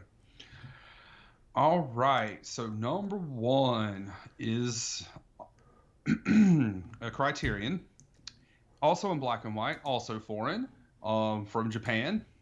Of It's course. called Kuroneko, so Black Cat. So it's also about samurai in a way. Um, so essentially, it starts out and you see this little house, and it's got like a little brook or whatever running in front of it, kind of like a circle, almost kind of like a moat, but it's not a moat. And this whole group of samurai walk up to it, and they all, they're exhausted, and they start drinking from it. And then you can tell they smell something, so they like run inside the house, and there's these two women inside of it, and they start eating the food. Like they just like kind of attack them and take the food. And then they are like, oh shit, these are women. And then so they rape them, like all of them rape them. So and then they like leave them there and like burn the house down. Then you fast forward and you see these, like, you see the one of the women who was raped and left in this fire, and you see a samurai, and she's leading him back to this place that she lives, and she's all talking to him and asking him questions about his family and being nice. And then she leads him back, like I said, to where she lives, and basically is all like, well, you're so nice to escort me home. You mind, you can come in and rest for a little while. And, oh, this is my mother. And they start talking, and, she mentions that, she had a husband, but, he was basically ripped out of the fields and sent to war, and they haven't seen him in years. And the first guy is like, well, he's probably a samurai now, and it's much better than being a farmer, et cetera, et cetera. And then she's all like, all right, well, let's go to bed. And then so the dude's all like, oh, hell yeah. And, kills him. And then it's kind of a pattern. Bring a samurai back. Oh, I'm going to sleep with you. kills him, and then the I guess he's not the shogun or whatever, but governor or whoever is all like, "Oh my God, these ghosts are killing people," and they get this guy to try to go and go kill the specters. And the reason they picked this guy was he was the last guy left out of a battle, and he killed this really famous fighter. So they're like, "Oh, well, you must be a really good fighter. Go kill these specters." And he meets one, and they take him back to the house, and he's like, "You look just like my mom, and you look just like my wife." And so it ends up being all this emotion. Every shot is just framed so beautifully. Except for probably the lack of dialogue, especially in the beginning, like with the way it's so framed well and shot, you would almost think it was a Kurosawa samurai movie. How long is it? It's like right around 2 hours. Okay. But the beginning of it's there is not a lot of dialogue at the beginning, and that was one of the things I was like, man, you'd almost think this is Kurosawa, and then it's like there's not a lot of dialogue. It's really good. Like probably Criterion sale here's coming up soon. I'm probably gonna, or the Barnes and Noble one. I know there's a flash sale and I missed it. I wasn't home because I was at work, and so probably gonna be one I'll pick up. I'm probably only gonna buy like one or two, if even that, honestly. And it's just really good. There's just so much, like I said, emotion between them, and I think you can see like how they're showing all the people like that are in this village that they're going to, and like how frightened they are of these specters, and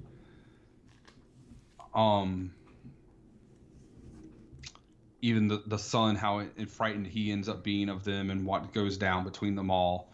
It's really good. Like it's top notch. Like you usually don't find many horror movies like in my top 10, and this one ended up in my top 10. Like it actually pushed high and low out. Yeah, it's fantastic. I highly recommend it to everybody. Yeah, that's one thing I forgot to mention about Onibaba is just how amazing the camera work is in that one. All right, so my number one film, I might get shit from the horror community, but I don't care. I rewatched The Woman in Black with Daniel Radcliffe, and like I said earlier, like, man, ghost movies really are my sweet spot. And so this is about this guy who works for a law firm, and he's basically like, either you're out of a job or you go and do this and do it well.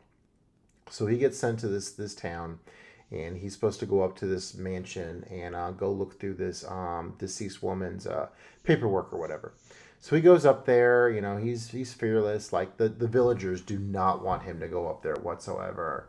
But one of the guys is kind of a skeptic to the whole like ghost thing that's going on here, and so he takes him up there, and he gets pretty spooky with this woman in black. And there's a part in the middle of this movie where I'm really curious to go back and see actually how long it is. It is relentless with like how much spooky stuff is going on, like within like this. It felt like at least like 15-20 minutes of just jump scare after jump scare after jump scare. It's just like, oh my goodness. I'm like, please let me off the hook give me a second to breathe here soon. So yeah, I really enjoyed it. Essentially what it is like, whenever somebody sees the woman in black, that means she's going to go and go to the town and kill one of the children. So that's a really creepy aspect as well. And yeah, Daniel Radcliffe, he real solid in this. This was right after he got done with Harry Potter.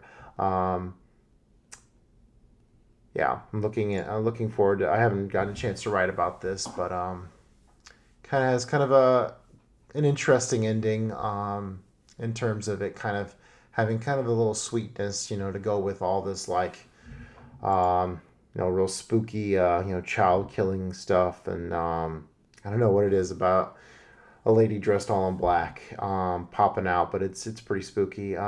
Same kind of character in Insidious as well. this Lady in Black kind of character.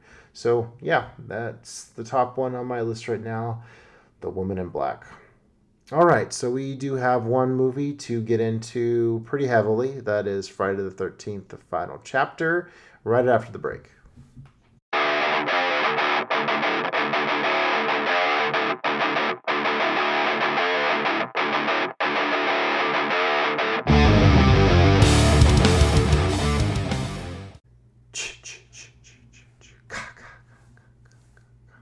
All right, we are back on the Average Joe's Movie Club cast, and we're talking about some Jason, right? Oh yeah, that's what we doing. Jason, Jason, Gonna go Jason, into a Fargo accent for that. Jason. Yeah, I actually watched this a couple weeks ago. I was a little when you said that was the one you picked. I was hoping you'd pick something a little further down my list that I wasn't like eager to watch like right away. And you're like you picked like one of the top ones. I was like, oh, so should I wait or should I just check it out? And I went ahead and watched it a couple weeks ago and kind of went back through it, which actually made it so I was ready to go a little sooner tonight. But yeah, let's get into Friday the 13th, the final chapter. So yeah, I had never seen any of these Friday the 13th movies up until a couple years ago. And honestly, I'm not really a fan of the formula.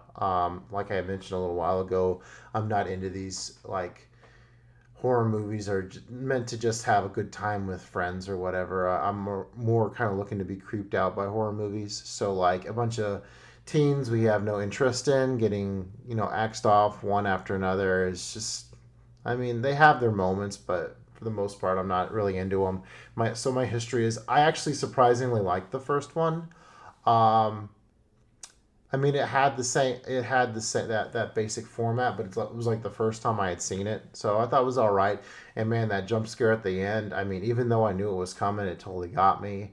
And then I watched the second one, and he's wearing a bag on his head, and I was like, I just could not take him seriously with the damn bag on his head, and I just remember that one just feeling like exactly like this the first one, just not as good. Although a lot of purists like really praise that one for some reason. And then I was like the third one, and at least he had the hockey mask. Yeah, I remember the 3D effects being a little cheesy there, but it kind of felt basically like the second one all over again, just with the hockey mask. So I mean, I just thought it was meh.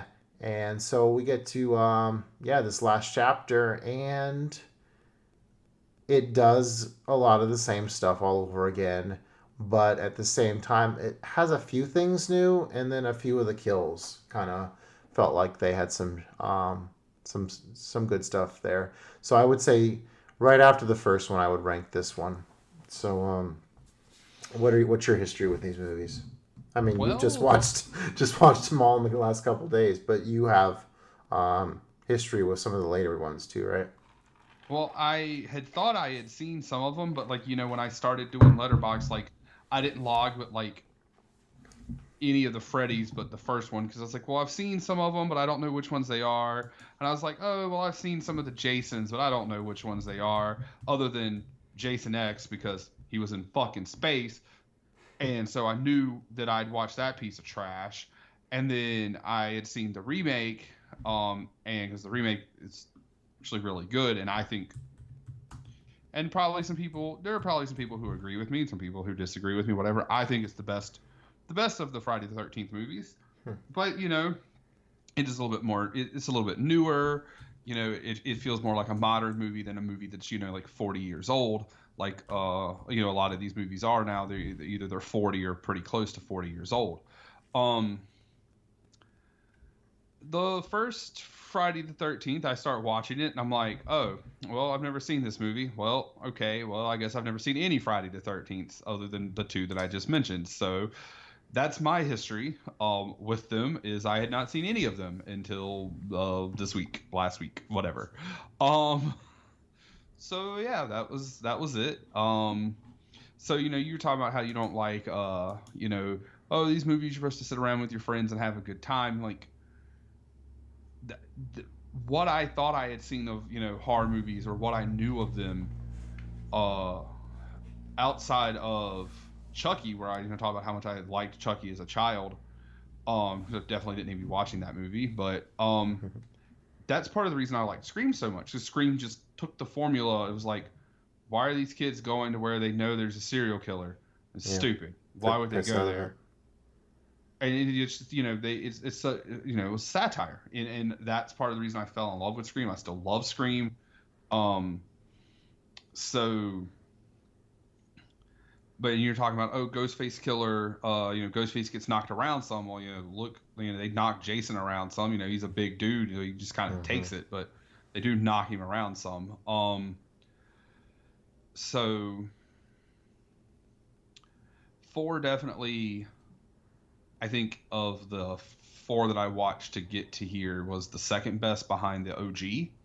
So it was also, I see your take here is the horniest. Definitely, probably would have been Dolomites. As I kept talking about him in my reviews, probably would have been his favorite. It definitely didn't have any kung fu, but it definitely had the most titties. It had the twins. So we went, like, we were in a Double Mint commercial, and so yeah, for sure. All right. So yeah. So there were some. Yeah, you just mentioned the horniness factor definitely stands out in this one. I guess I remember those previous ones well enough. Basically, you had just kind of ran through those, so refresh my memory. Actually, you could probably skip the first 3 and just start with this one because there's a pretty decent recap right there at the top.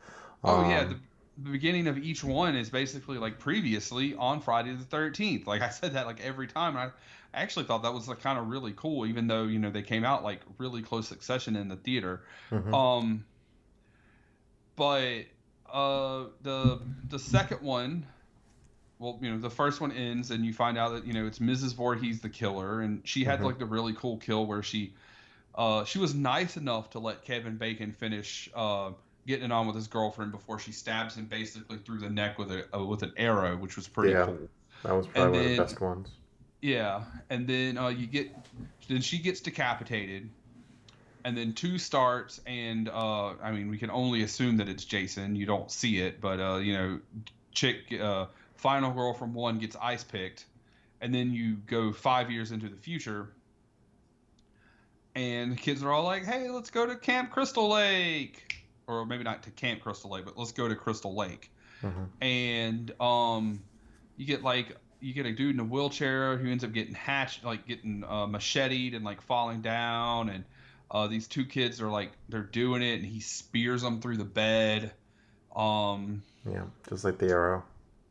Yeah, just not from the bottom. Like he just spears them through the top. You get the big final jump scare at the end. Like you think he's, they beat him because she put the machete like through his shoulder / jugular kind of deal. And, you think he's dead, and he jumps through the window, and the movie kind of just, it cuts to her getting put into the ambulance.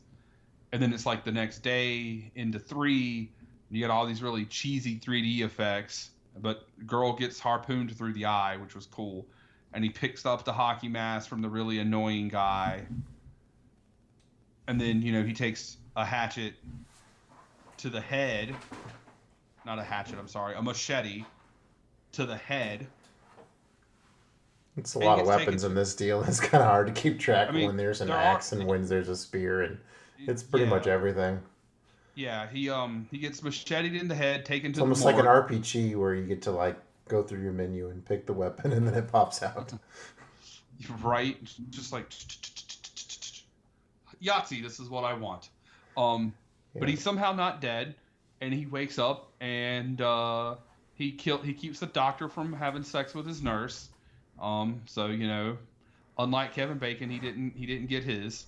Gosh, the smugness on this doctor guy and him watching these workout videos where the girls are like in a circle, shaking their butts all together. That was something else to see. But I think the smug doctor, because it picks up where, Jason's like unconscious outside this barn, and they take him to the hospital, and put him in the morgue because he's supposed to be dead because he has a machete in his head.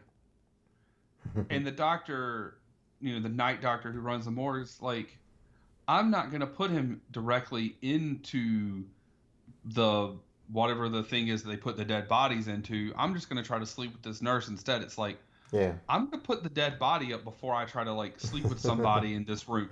It's just me. Maybe I'm old fashioned, like whatever. Like, But yeah, the hacksaw death. I rewatched that right before the cast, and yeah, that's probably one of the best kills in the whole movie, where he slices right through his neck and then turns his head all the way around. That was pretty awesome. He got what he was deserved. That smug doctor, him.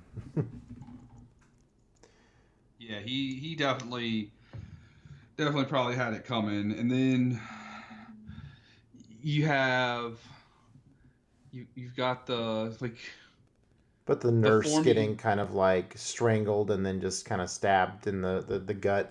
It's kind of a mix of just kind of underwhelming kills and more elaborate stuff.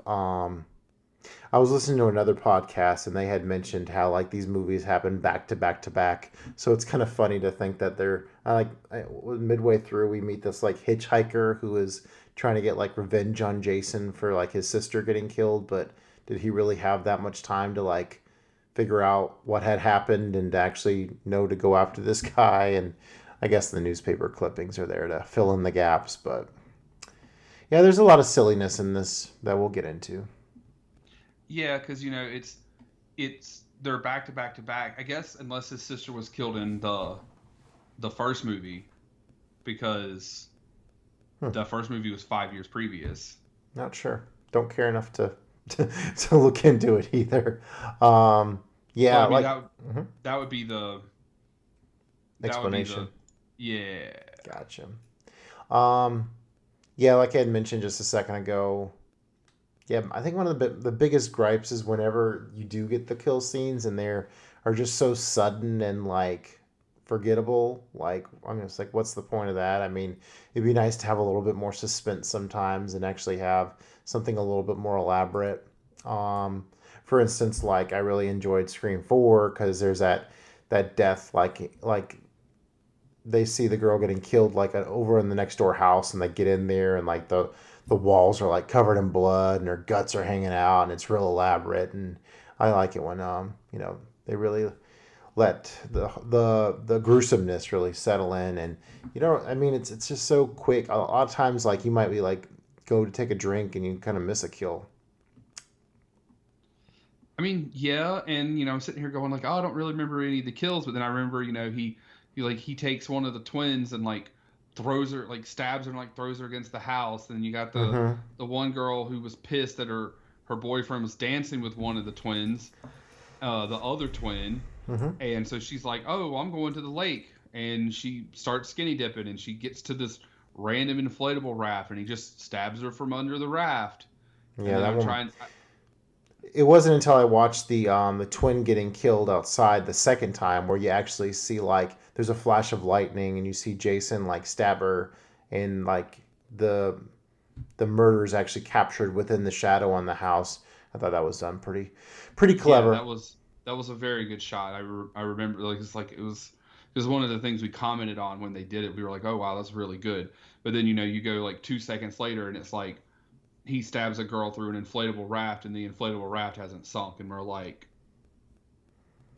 the fuck? That's not how that works. Yeah, I'm not sure. I was hearing that argument in another one. Some guy was like saying, it's just a flat sheet of whatever the material is and the actual inflatable parts on the outside. I don't know if that's true, but yeah, I mean, horror movie logic, it really doesn't matter. I mean, yeah, it's not. It wasn't like it was a big thing, but it's just one of those things that's like that doesn't work like that.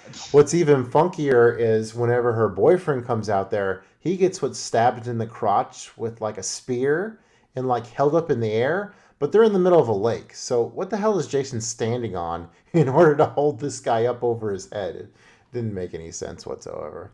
I mean, at pretty much by this point, he's starting to just go into to quote one Randall Graves, he's starting to go full on sex nuts and R word strong. Like he's there.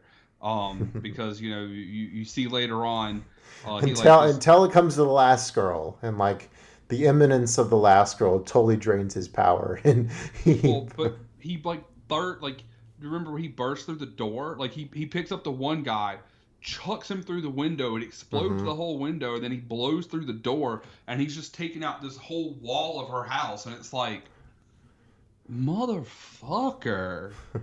And it wasn't even the girl, it was the brother. Yeah, yeah.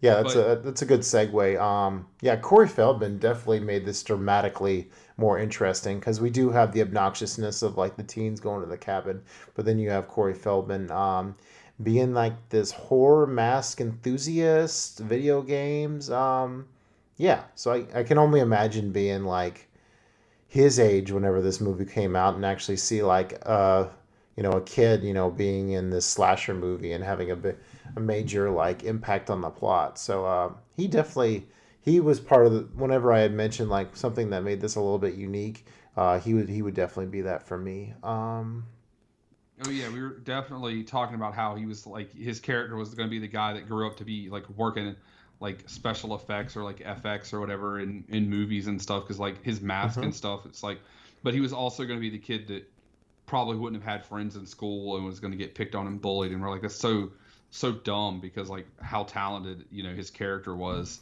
It's a at shame what he all was the doing. masks and stuff didn't really come into it later on though. I mean, only that they were there to just use that segue for like how well he transformed himself to look like a young Jason, to kind of Hmm. do that throwback to Friday the 13th, to the ending to The 2. right. Yep, you got it there. Okay. So yeah, we were introduced to our car full of teens going up to the lake to be Jason's future victims. I thought it was kind of looking back at it how they pass by this like roadside cemetery and see Mrs. Voorhees' graves. Like, hmm, that's an odd place for a grave right there on the side of the road, and it's just for the movie to set up the fact that they're in Jason territory now over there by Camp Crystal Lake. It's a lot different than Flair country, but it is what it is. Flair country? Yeah, Flair country. Like, Flair woo! territory. Yes, yeah, Flair territory. What Yes, made you think of that? I don't know the way you just said Voorhees or Jason territory. It just kind of hit me. And Made you think made you think since we figure four leg lock. since we live in Flair country, because we're in the Carolinas. That's Yeah. woo. I don't know. I Oh, don't know. get My this. brain connects things to wrestling way more than it should probably. All So right. there is also that.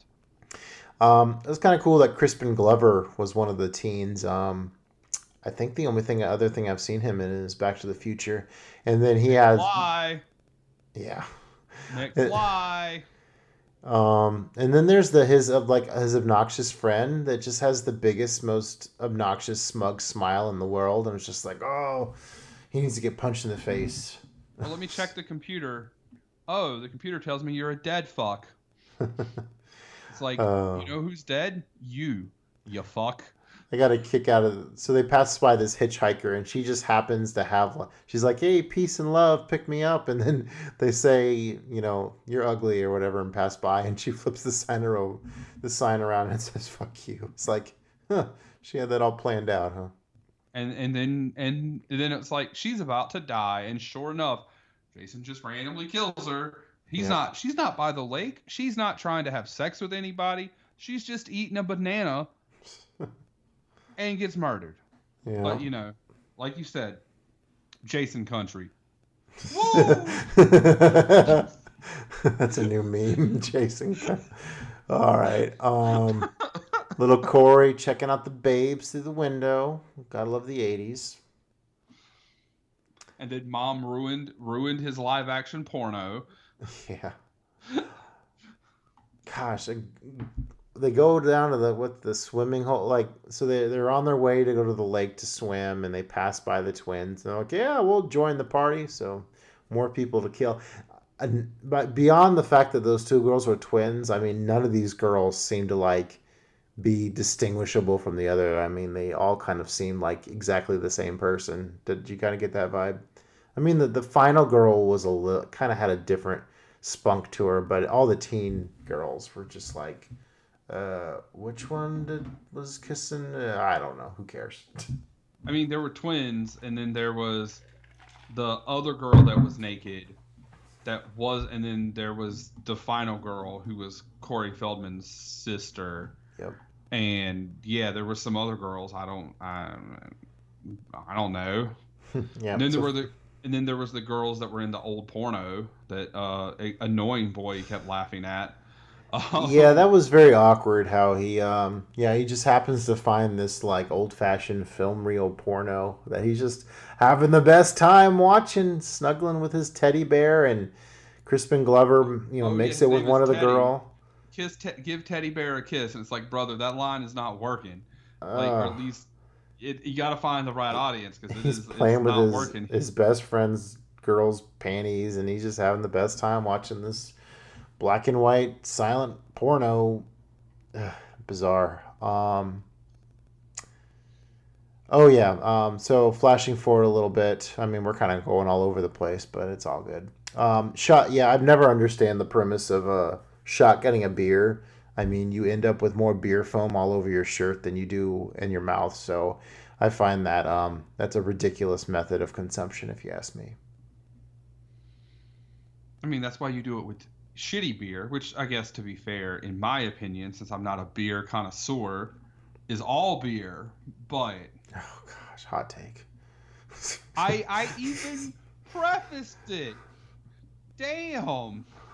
But yes, you do that with... Okay, so for you, Mr. Beer Snob, and all my friends who are beer snobs, you do that shit with, like, Diesel or Beast Ice or that Steel Reserve shit we drank when we were in college. But there's nothing wrong with the little hole in the top of the can and just pouring it up and letting it smoothly flow down your throat. I mean, that is quite it all gets where it's supposed to be, and it's effective, and you're not all wet afterwards. So I don't get it.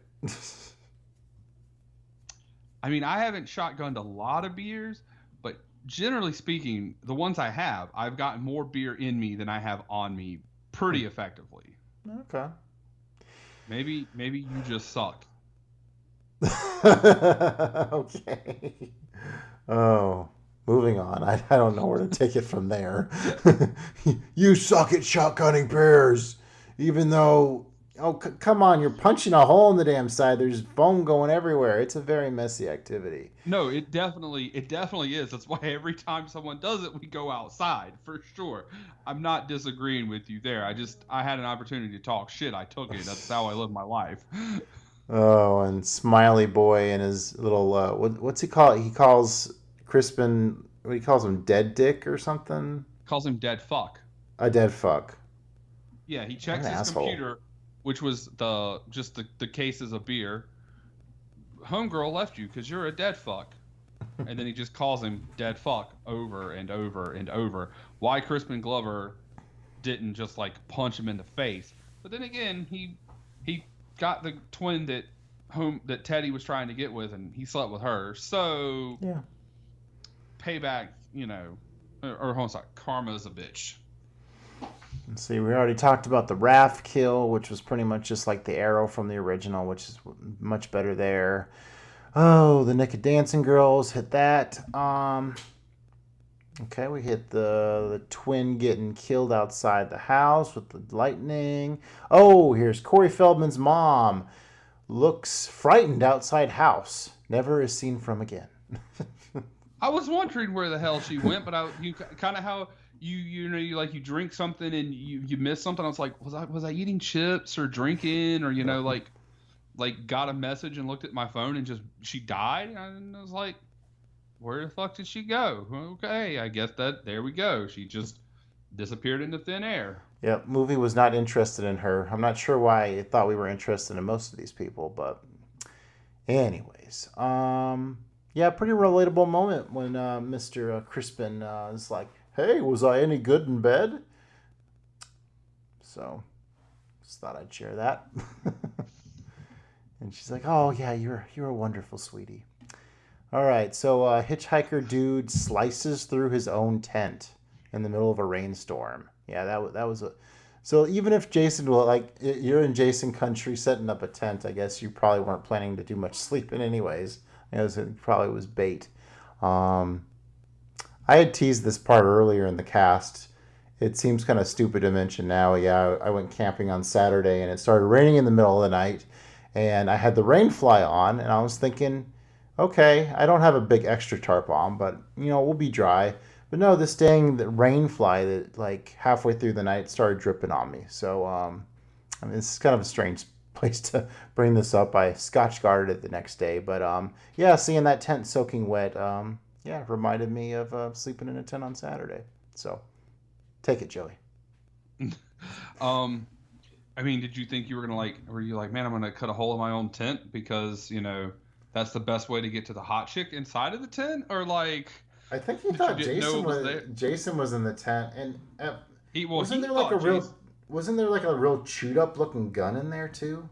Well, that was earlier. There was a gun, and he like went out, and then he came back, and the gun had been broken or destroyed. But All then when right. he cut a hole in the tent was when sister like ran out looking for him or Mm-hmm. something, and she was inside, and he could tell someone was in it, so he like slashes the hole in the side, and then she was like, "What, are you gonna kill me now?" And you stab me or something, yada yada yada, and etc. I don't remember the exact wording, but something of that nature. Woo. Um. Yeah, corkscrew in the hand and machete in the face for Crispin.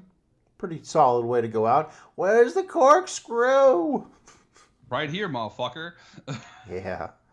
All right. So Jason. Oh yeah. When he just appears like outside a window and is able to pull the twin through the windows, like, whoa, he got up there pretty fast and knew Yeah, I said that exactly where exact she same. was gonna be. Yep, and she bounces off the car. To be fair, she could have still been alive. She'd have been real fucked up, but she could have been alive. But obviously she wasn't. But that's neither here nor there, I guess. Corey Feldman getting filled in on the whole Jason situation by checking out those good old reliable newspaper clippings, and so he can start planning for the end of the film. So right here, when Teddy goes up to the screen. The screen, yeah, and the projector just happens to break, and he can clearly see. I mean, it's a little projector with a little bit of light in his face, yeah, but what's the guy's name? What's he says?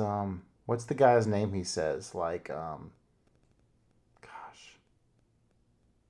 I forget. Did he Like was he trying to get Crispin Glover? Say Crispin Glover's character name? I don't remember.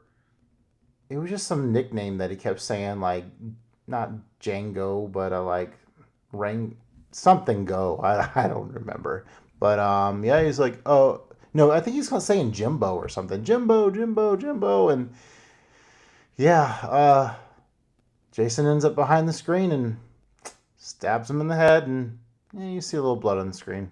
Meh, kind of Yeah, whatever. I was happy with that because that dude was a douche. The dude was like douche canoe king and needed to go. Yeah. Oh, Jason has a machete, but yet he takes his palm and totally smashes that guy's face. And I think we do get a shot back of actually seeing Jason in the hockey mask there, which was pretty cool to actually see the killer once in a while. And then he starts like crucifying people over doorways and stuff to block exits. Yeah, that was pretty gnarly. And then he like just kind of rip him down. Yeah, he just pulls him down. Like at this point, he's just like, I'm psycho strong, brother. Um, And I think it's like 22 minutes left in the film where you actually see somebody else, like somebody come up and see, oh, there's a dead person, and freak well, out about it. they had all been smoking reefer and having sex, and we're all distracted, and so yeah, of course they were distracted. What do you want? And I guess Jason has some kind of telephone wave detector, and he's just like, oh, they're using the phone. Time to rip it off the wall. Kill Well, the of phone course, line. he can sense when they're having sex. He can sense when they're doing drugs. He can sense when they're using the phone. Duh. That's how this movie works. Yep, I think all the teens are dead at this point, and so what the last girl and her brother go back to their house. Except for the hitchhiker who he kills in the basement. Oh, And that's not one of the teens. That's uh, he's on Team Last Girl.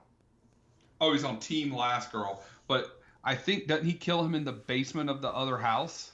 Yes, Because he and this is the part that is like the most hilarious thing. She's got the machete and standing on the stair. He's killing me. He's killing me. He's killing me. I think he's telling her to run too, so that's why. But it's I just found it funny that like everybody else in this movie dies like instantly whenever they get stabbed, but yet this hitchhiker's guy is just getting stabbed over and over and over again. Yeah, he's getting stabbed like 50 times, but like homegirl, like Jason's there with his back to you. You could A, save this guy, and B, kill Jason at the same time, yet you just kind of stand there like, what the fuck? He's killing me. What does that mean? He's killing me. Huh? He's killing me. I don't understand. I don't compute.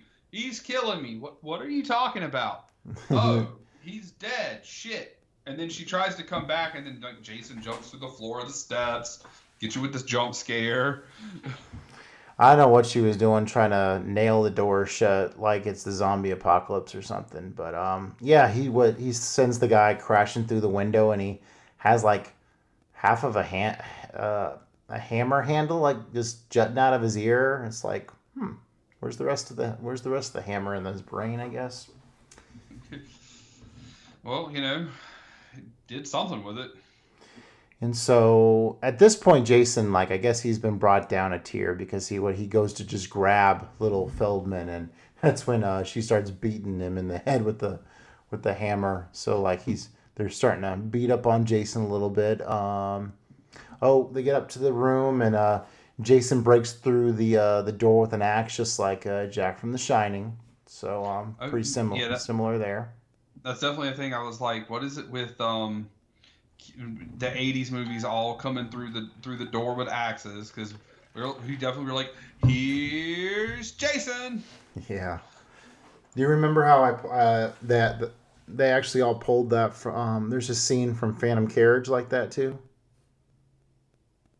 where like the angry dad is like trying to rip through the door or whatever. I feel like I did. I feel like because I feel like I do remember that now that you mention it. All right. And then they slam the TV on his head in order to that 80s temporarily 80s CRT CRT monitor that probably weighed as much as she did. Man, those things lasted well into the 2000s too. So I worked at Best Buy the last days of the CRT before flat panels totally took over. All right. So, when she's running upstairs and in order to get away from him, she throws herself out of the window and rolls down on the ground. And it's like, you hear people complain about the male gaze on women. It's like, this is like the most obvious like male gaze, to where like she's falling out of the window and her butt and panties are like, out for the world to see, and she lands, and she looks like she's half naked. I mean, she's like kind of in like this short dress is what the deal is, but yeah, she lands, and yeah, you get full view of her her underwear there on the floor. So not really the sexiest moment to see this, but yeah, they needed to show us as much of her as possible at that point. Well, yeah, they couldn't show us her boobs because she's Final Girl, and Final Girls don't get naked because... Oh. You pay way more attention to these rules than I do. Well, remember, what's my favorite horror movie? Scream. They literally outlined them. All right. Also, I just watched all of them. Final Girls, that's why they have their power. They don't show their boobs. They don't have sex. Woo. Except for Sydney... But she had sex with the killer. So, whatever. We're in paradox there. All right. Taking a chunk, or don't they like stab Jason like between the fingers? That was pretty gnarly. Seeing that big chunk spraying blood out. Oh, and then like what is Final Girl's sitting there kind of, I forget what takes Jason so long to actually get her, but what Corey's or not yeah, Corey Feldman's upstairs shaving his head so he can be a little mutant Jason. Yep. I really don't see the benefit of like knocking Jason's mask off and seeing this ridiculous, really goofy looking alien or monster thing at the end of the movie that kind of like sucks all the tension out of it. He's supposed to be scary looking. Um, Instead, he just Fail. looks like Sloth. Yeah, pretty much. But yeah, he's supposed to be scary and horrifying looking. And probably in the 80s, before we've seen all of the things that we've seen now, it probably was. Perhaps. All right. So, yeah, I'm sure kids watching this back in the day were probably, cheering big time when, yeah, Corey starts whacking Jason like he's Jason himself. But that was pretty awesome whenever he hits him with the machete and Jason falls and like his whole like head starts to cave in as it's getting cut into the machete sticking on the floor. That was pretty cool. Well, Corey Feldman actually does what like no one does in horror movies. He followed rule number 2, and he double tapped him, and then triple tapped him, and quadrupled, and 5, 6, 7, how many ever times I lost count. But he was like, nuts. nah, this guy's not dead. I'm gonna make sure he's dead. He could have just decapitated him, but that wasn't good enough. Yeah, then you kind of get the feeling that he's like now has the essence of Jason as he gives you the little crazy eyes as he goes and sees his sister in the hospital. Yep, So, sounds like he's the new Jason. So yeah, I guess for fans of the franchise, I guess these movies just wouldn't be the same without the group of teens. But I just wish they would be able to make the story more interesting without having that whole like, I don't know. It just feels so unnecessary to have so many like just one-off kills when you could just have maybe a couple fewer and make them a little bit more like tense and elaborate. Like it's kind of nice in Scream where like Ghostface actually chases after a victim and they're like struggling against him, where like Jason just shows up, puts something through you, and moves on to the next person. Like maybe the kill count's not the most important thing, but that's me. I'm not really a fan. Okay, sorry. Yeah, well, in Scream, especially Scream 1, it's 2 guys just, doing murders. And, in Friday the 13th 1, it's a woman. And, she's stalking them and surprising them. And especially by the time we get to part 4, here, the final chapter, he's definitely starting to be mystical. And then obviously the rest of them, I'm going to assume by that point, he definitely is a mystical person. And usually that's also when you see someone can be explained with there's drugs or alcohol, or they're being young and dumb because they want to get laid, and so they're not paying attention, and there's elements of surprise and that kind of stuff. So there's explanations for it, but I get the wanting there to be some more tension and that kind of stuff, and it definitely makes a lot of sense to want that kind of stuff. And I think that's also part of the reason that I do like Scream, is because there is besides the fact that it's satirical of this kind of stuff, because some of this is just ridiculous. And they're not just making fun of just Friday the 13th. It's also Halloween and Freddy and all the other horror movies that came out during the 80s and that kind of stuff. That's every time a character's like, I'll be right back, and they're not, because that's definitely a thing that happened in these too. So I guess without all those teens, you really couldn't have the horny vibe, and I think that's definitely the kind of summer drive-in movie that they were going for here. And yeah, I mean, I think even in the remake, like, I don't think they were, if my memory serves, they were supposed to be like at least early, like early 20s maybe, not necessarily teens, but that's more to do with the time of, we don't want to show characters who are teenagers naked. We want to show, we'll show young adults, but that still kind of fits the same, same narrative. It fills the same vibe, so. So at this point, I've seen 4 Friday the 13th and 2 Freddy's, and I never imagined like before I had seen any of these movies saying that I was on Team Freddy, but yeah, I definitely I think I prefer Freddy. Just so much more interesting in the way he goes about, doing his thing. Where Jason just feels so cookie cutter. But yeah, I'm gonna keep watching through the franchise, see if there's any other high points. Um, well, I've seen technically 6 Friday the 13th because I've seen the 4 we watched here, the remake, and then X, and then I've seen Freddy 1, the Freddy remake, and the Jason remake is definitely better than the Freddy remake. And I know I've seen some other Freddy's intermittent, but I don't know where they're at. And like I think definitely probably overall, I think Freddy's better. I definitely think Freddy 1 is probably better than Friday the 13th one. Oh I yeah, think maybe I think but to that point, like I think they're both just they're both horror royalty, slasher royalty. They're not Halloween. Um, and it's hard to be Halloween. They're probably not Texas Chainsaw Massacre. I would probably rather watch them Texas Chainsaw Massacre. Um, but if you're talking about slasher movies and that kind of stuff, and then the Halloween remake was also really good. I mean, it was also better than the the Freddy one. So I just need to watch more Nightmare on Elm Street and then get to the Freddy versus Jason, which I know that one's gonna be dumb, but at least it'll be probably fun. So yeah, that'd be cool to watch that. Having seen the history of the two characters, but I didn't hate watching this. It's just silly. Oh, silly, good old time, as they say. Yeah, just 3 stars on this.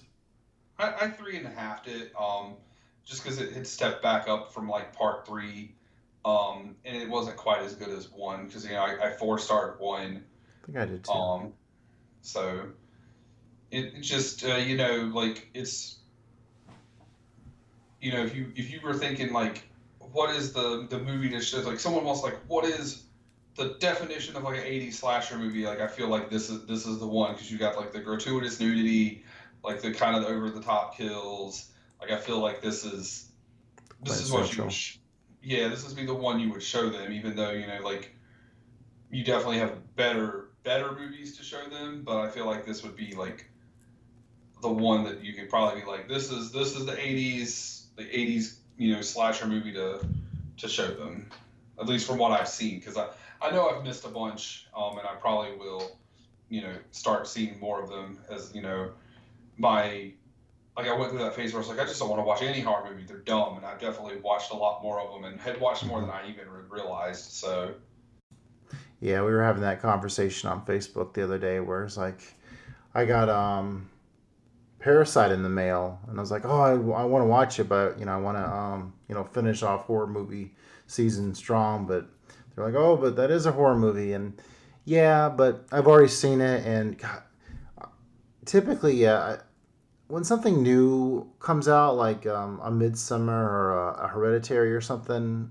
sometimes I'll watch it. But I'm so into the groove of watching like classic movies and maybe sometimes new releases that, yeah, I really typically put horror on the back burner. So it's fun in October to just go all. Like I said earlier, I'm a very obsessive personality, so I dedicate October to watching these kinds of movies, and it's fun to finally get to them because a lot of these are new experiences for me. But hopefully we're done with the hiatuses. November is going to be dedicated to our season finale for season 2. Um, be watching the 2 epic movies. I think we probably announced that last show. Where next show we'll be doing Che Part 1 and 2 from Steven Soderbergh, because I think I announced that, which you already knew.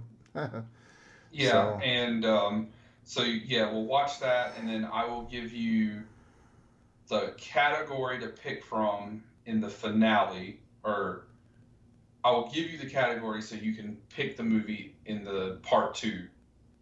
Yeah. Yeah, you'll give me the category so I can actually make the first movie announcement for season 3 and the finale. Yes, Oh, and hopefully there will be no more hiatuses. But seeing as I sell video games for a living, and there's 2 consoles this month or in November, plus Call of Duty, plus Assassin's Creed, plus all the games launching, plus I'm moving. We'll see. We'll see if we can make that happen. That there are what's no more hiatuses. what else is launching besides the PlayStation? The new Xbox, What's that called?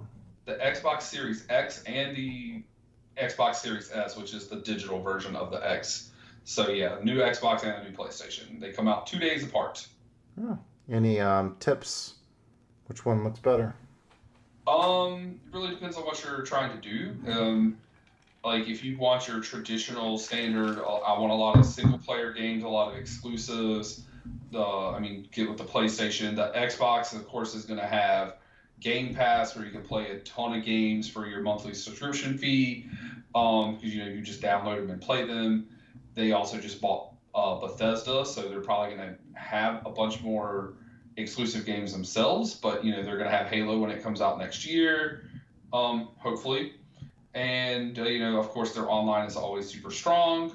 So it just really just depends. Of course, it is going to be, I believe, from my understanding, it is a little bit stronger than the PlayStation 5, but not a ton where it's really going to matter. So it's really going to be, what your preference is. I think both look really good. And if Halo had been a launch title and not got delayed, I would have went with the Xbox, as I'm typically an Xbox guy. But they delayed Halo. So they delayed Halo and made Demon Souls a launch title PS5 exclusive. So I went with that. So I'll just, wait for Halo to come out and then buy whatever the biggest collector's edition of Halo I can get, and the console when it comes, a little bit closer, and go that route. Because I always am a big proponent. I don't believe in there being a war, like a console war. I think that's silly. I think you can have your preference. Obviously, I have a preference, but I think PlayStation is a great console. I loved my PS4 when I had it. I sold it to finance my PS5, but or to help finance it, obviously. And Do they both have 4K players in them? I would assume they both have 4K players. They haven't really been talking about that kind of stuff. It's all about, they have solid state drives and ray tracing and 4K output. I'm going to assume they have 4K players in them. I don't remember off the top of my head, honestly. I was actually thinking about that the other day since I was shocked when I found out the PS4 wasn't going to have any 4K capability. Yeah, the PS4 Pro, it played games in 4K, but it didn't have a 4K player. But, the Xbox One S did play games in 4K, but you could watch a 4K movie in it. And then obviously the Xbox One X played movies and games in 4K. And that's what I have over here sitting to my right, is an Xbox One X. It's the only console I have for right now. So and that's the only way that I have a Blu-ray player / 4K player is my console usually. So yeah. If that was to go away, I would just have to keep that, I guess. I guess also I need to buy a region-free Blu-ray player.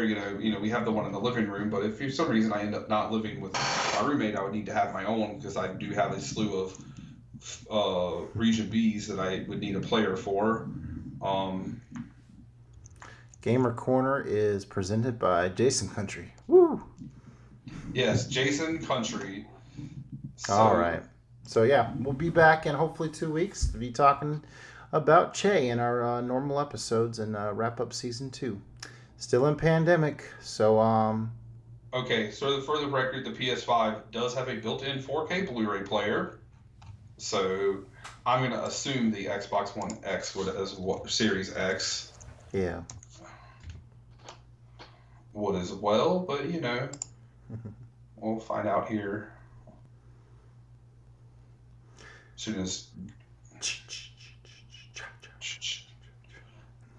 Thanks so much, everyone that's following the show. We'd love for you to join the Movie Club cast. Make sure to hit that subscribe button. And if you'd like us to answer a question on the show, feel free to please send it to us at the Average Joe's Movie Clubcast at gmail.com. We've also got a Facebook page. It actually has a button. You just click that button. You don't have to type all that long shenanigans out. You tap that button, it does it for you. You can leave a message on the wall. You can send us a message on our personal Facebooks. Go to one of our reviews on Letterboxd and tell us, hey, this is trash, or we want to ask you this question. It'll be much easier on mine. You don't have to scroll through 57 pages of a review, because I don't leave novellas. But Jason, Jesus, we've been talking about Jason for so long. Justin does very good reviews, and you should read them and leave him feedback because he does a really good job. So he would appreciate that quite a lot. And on that note, Justin, why do we do this show? Because we love talking about horror movies in October only. So let's get back to what we're good at with the other ones. Have a good night, everyone. Peace.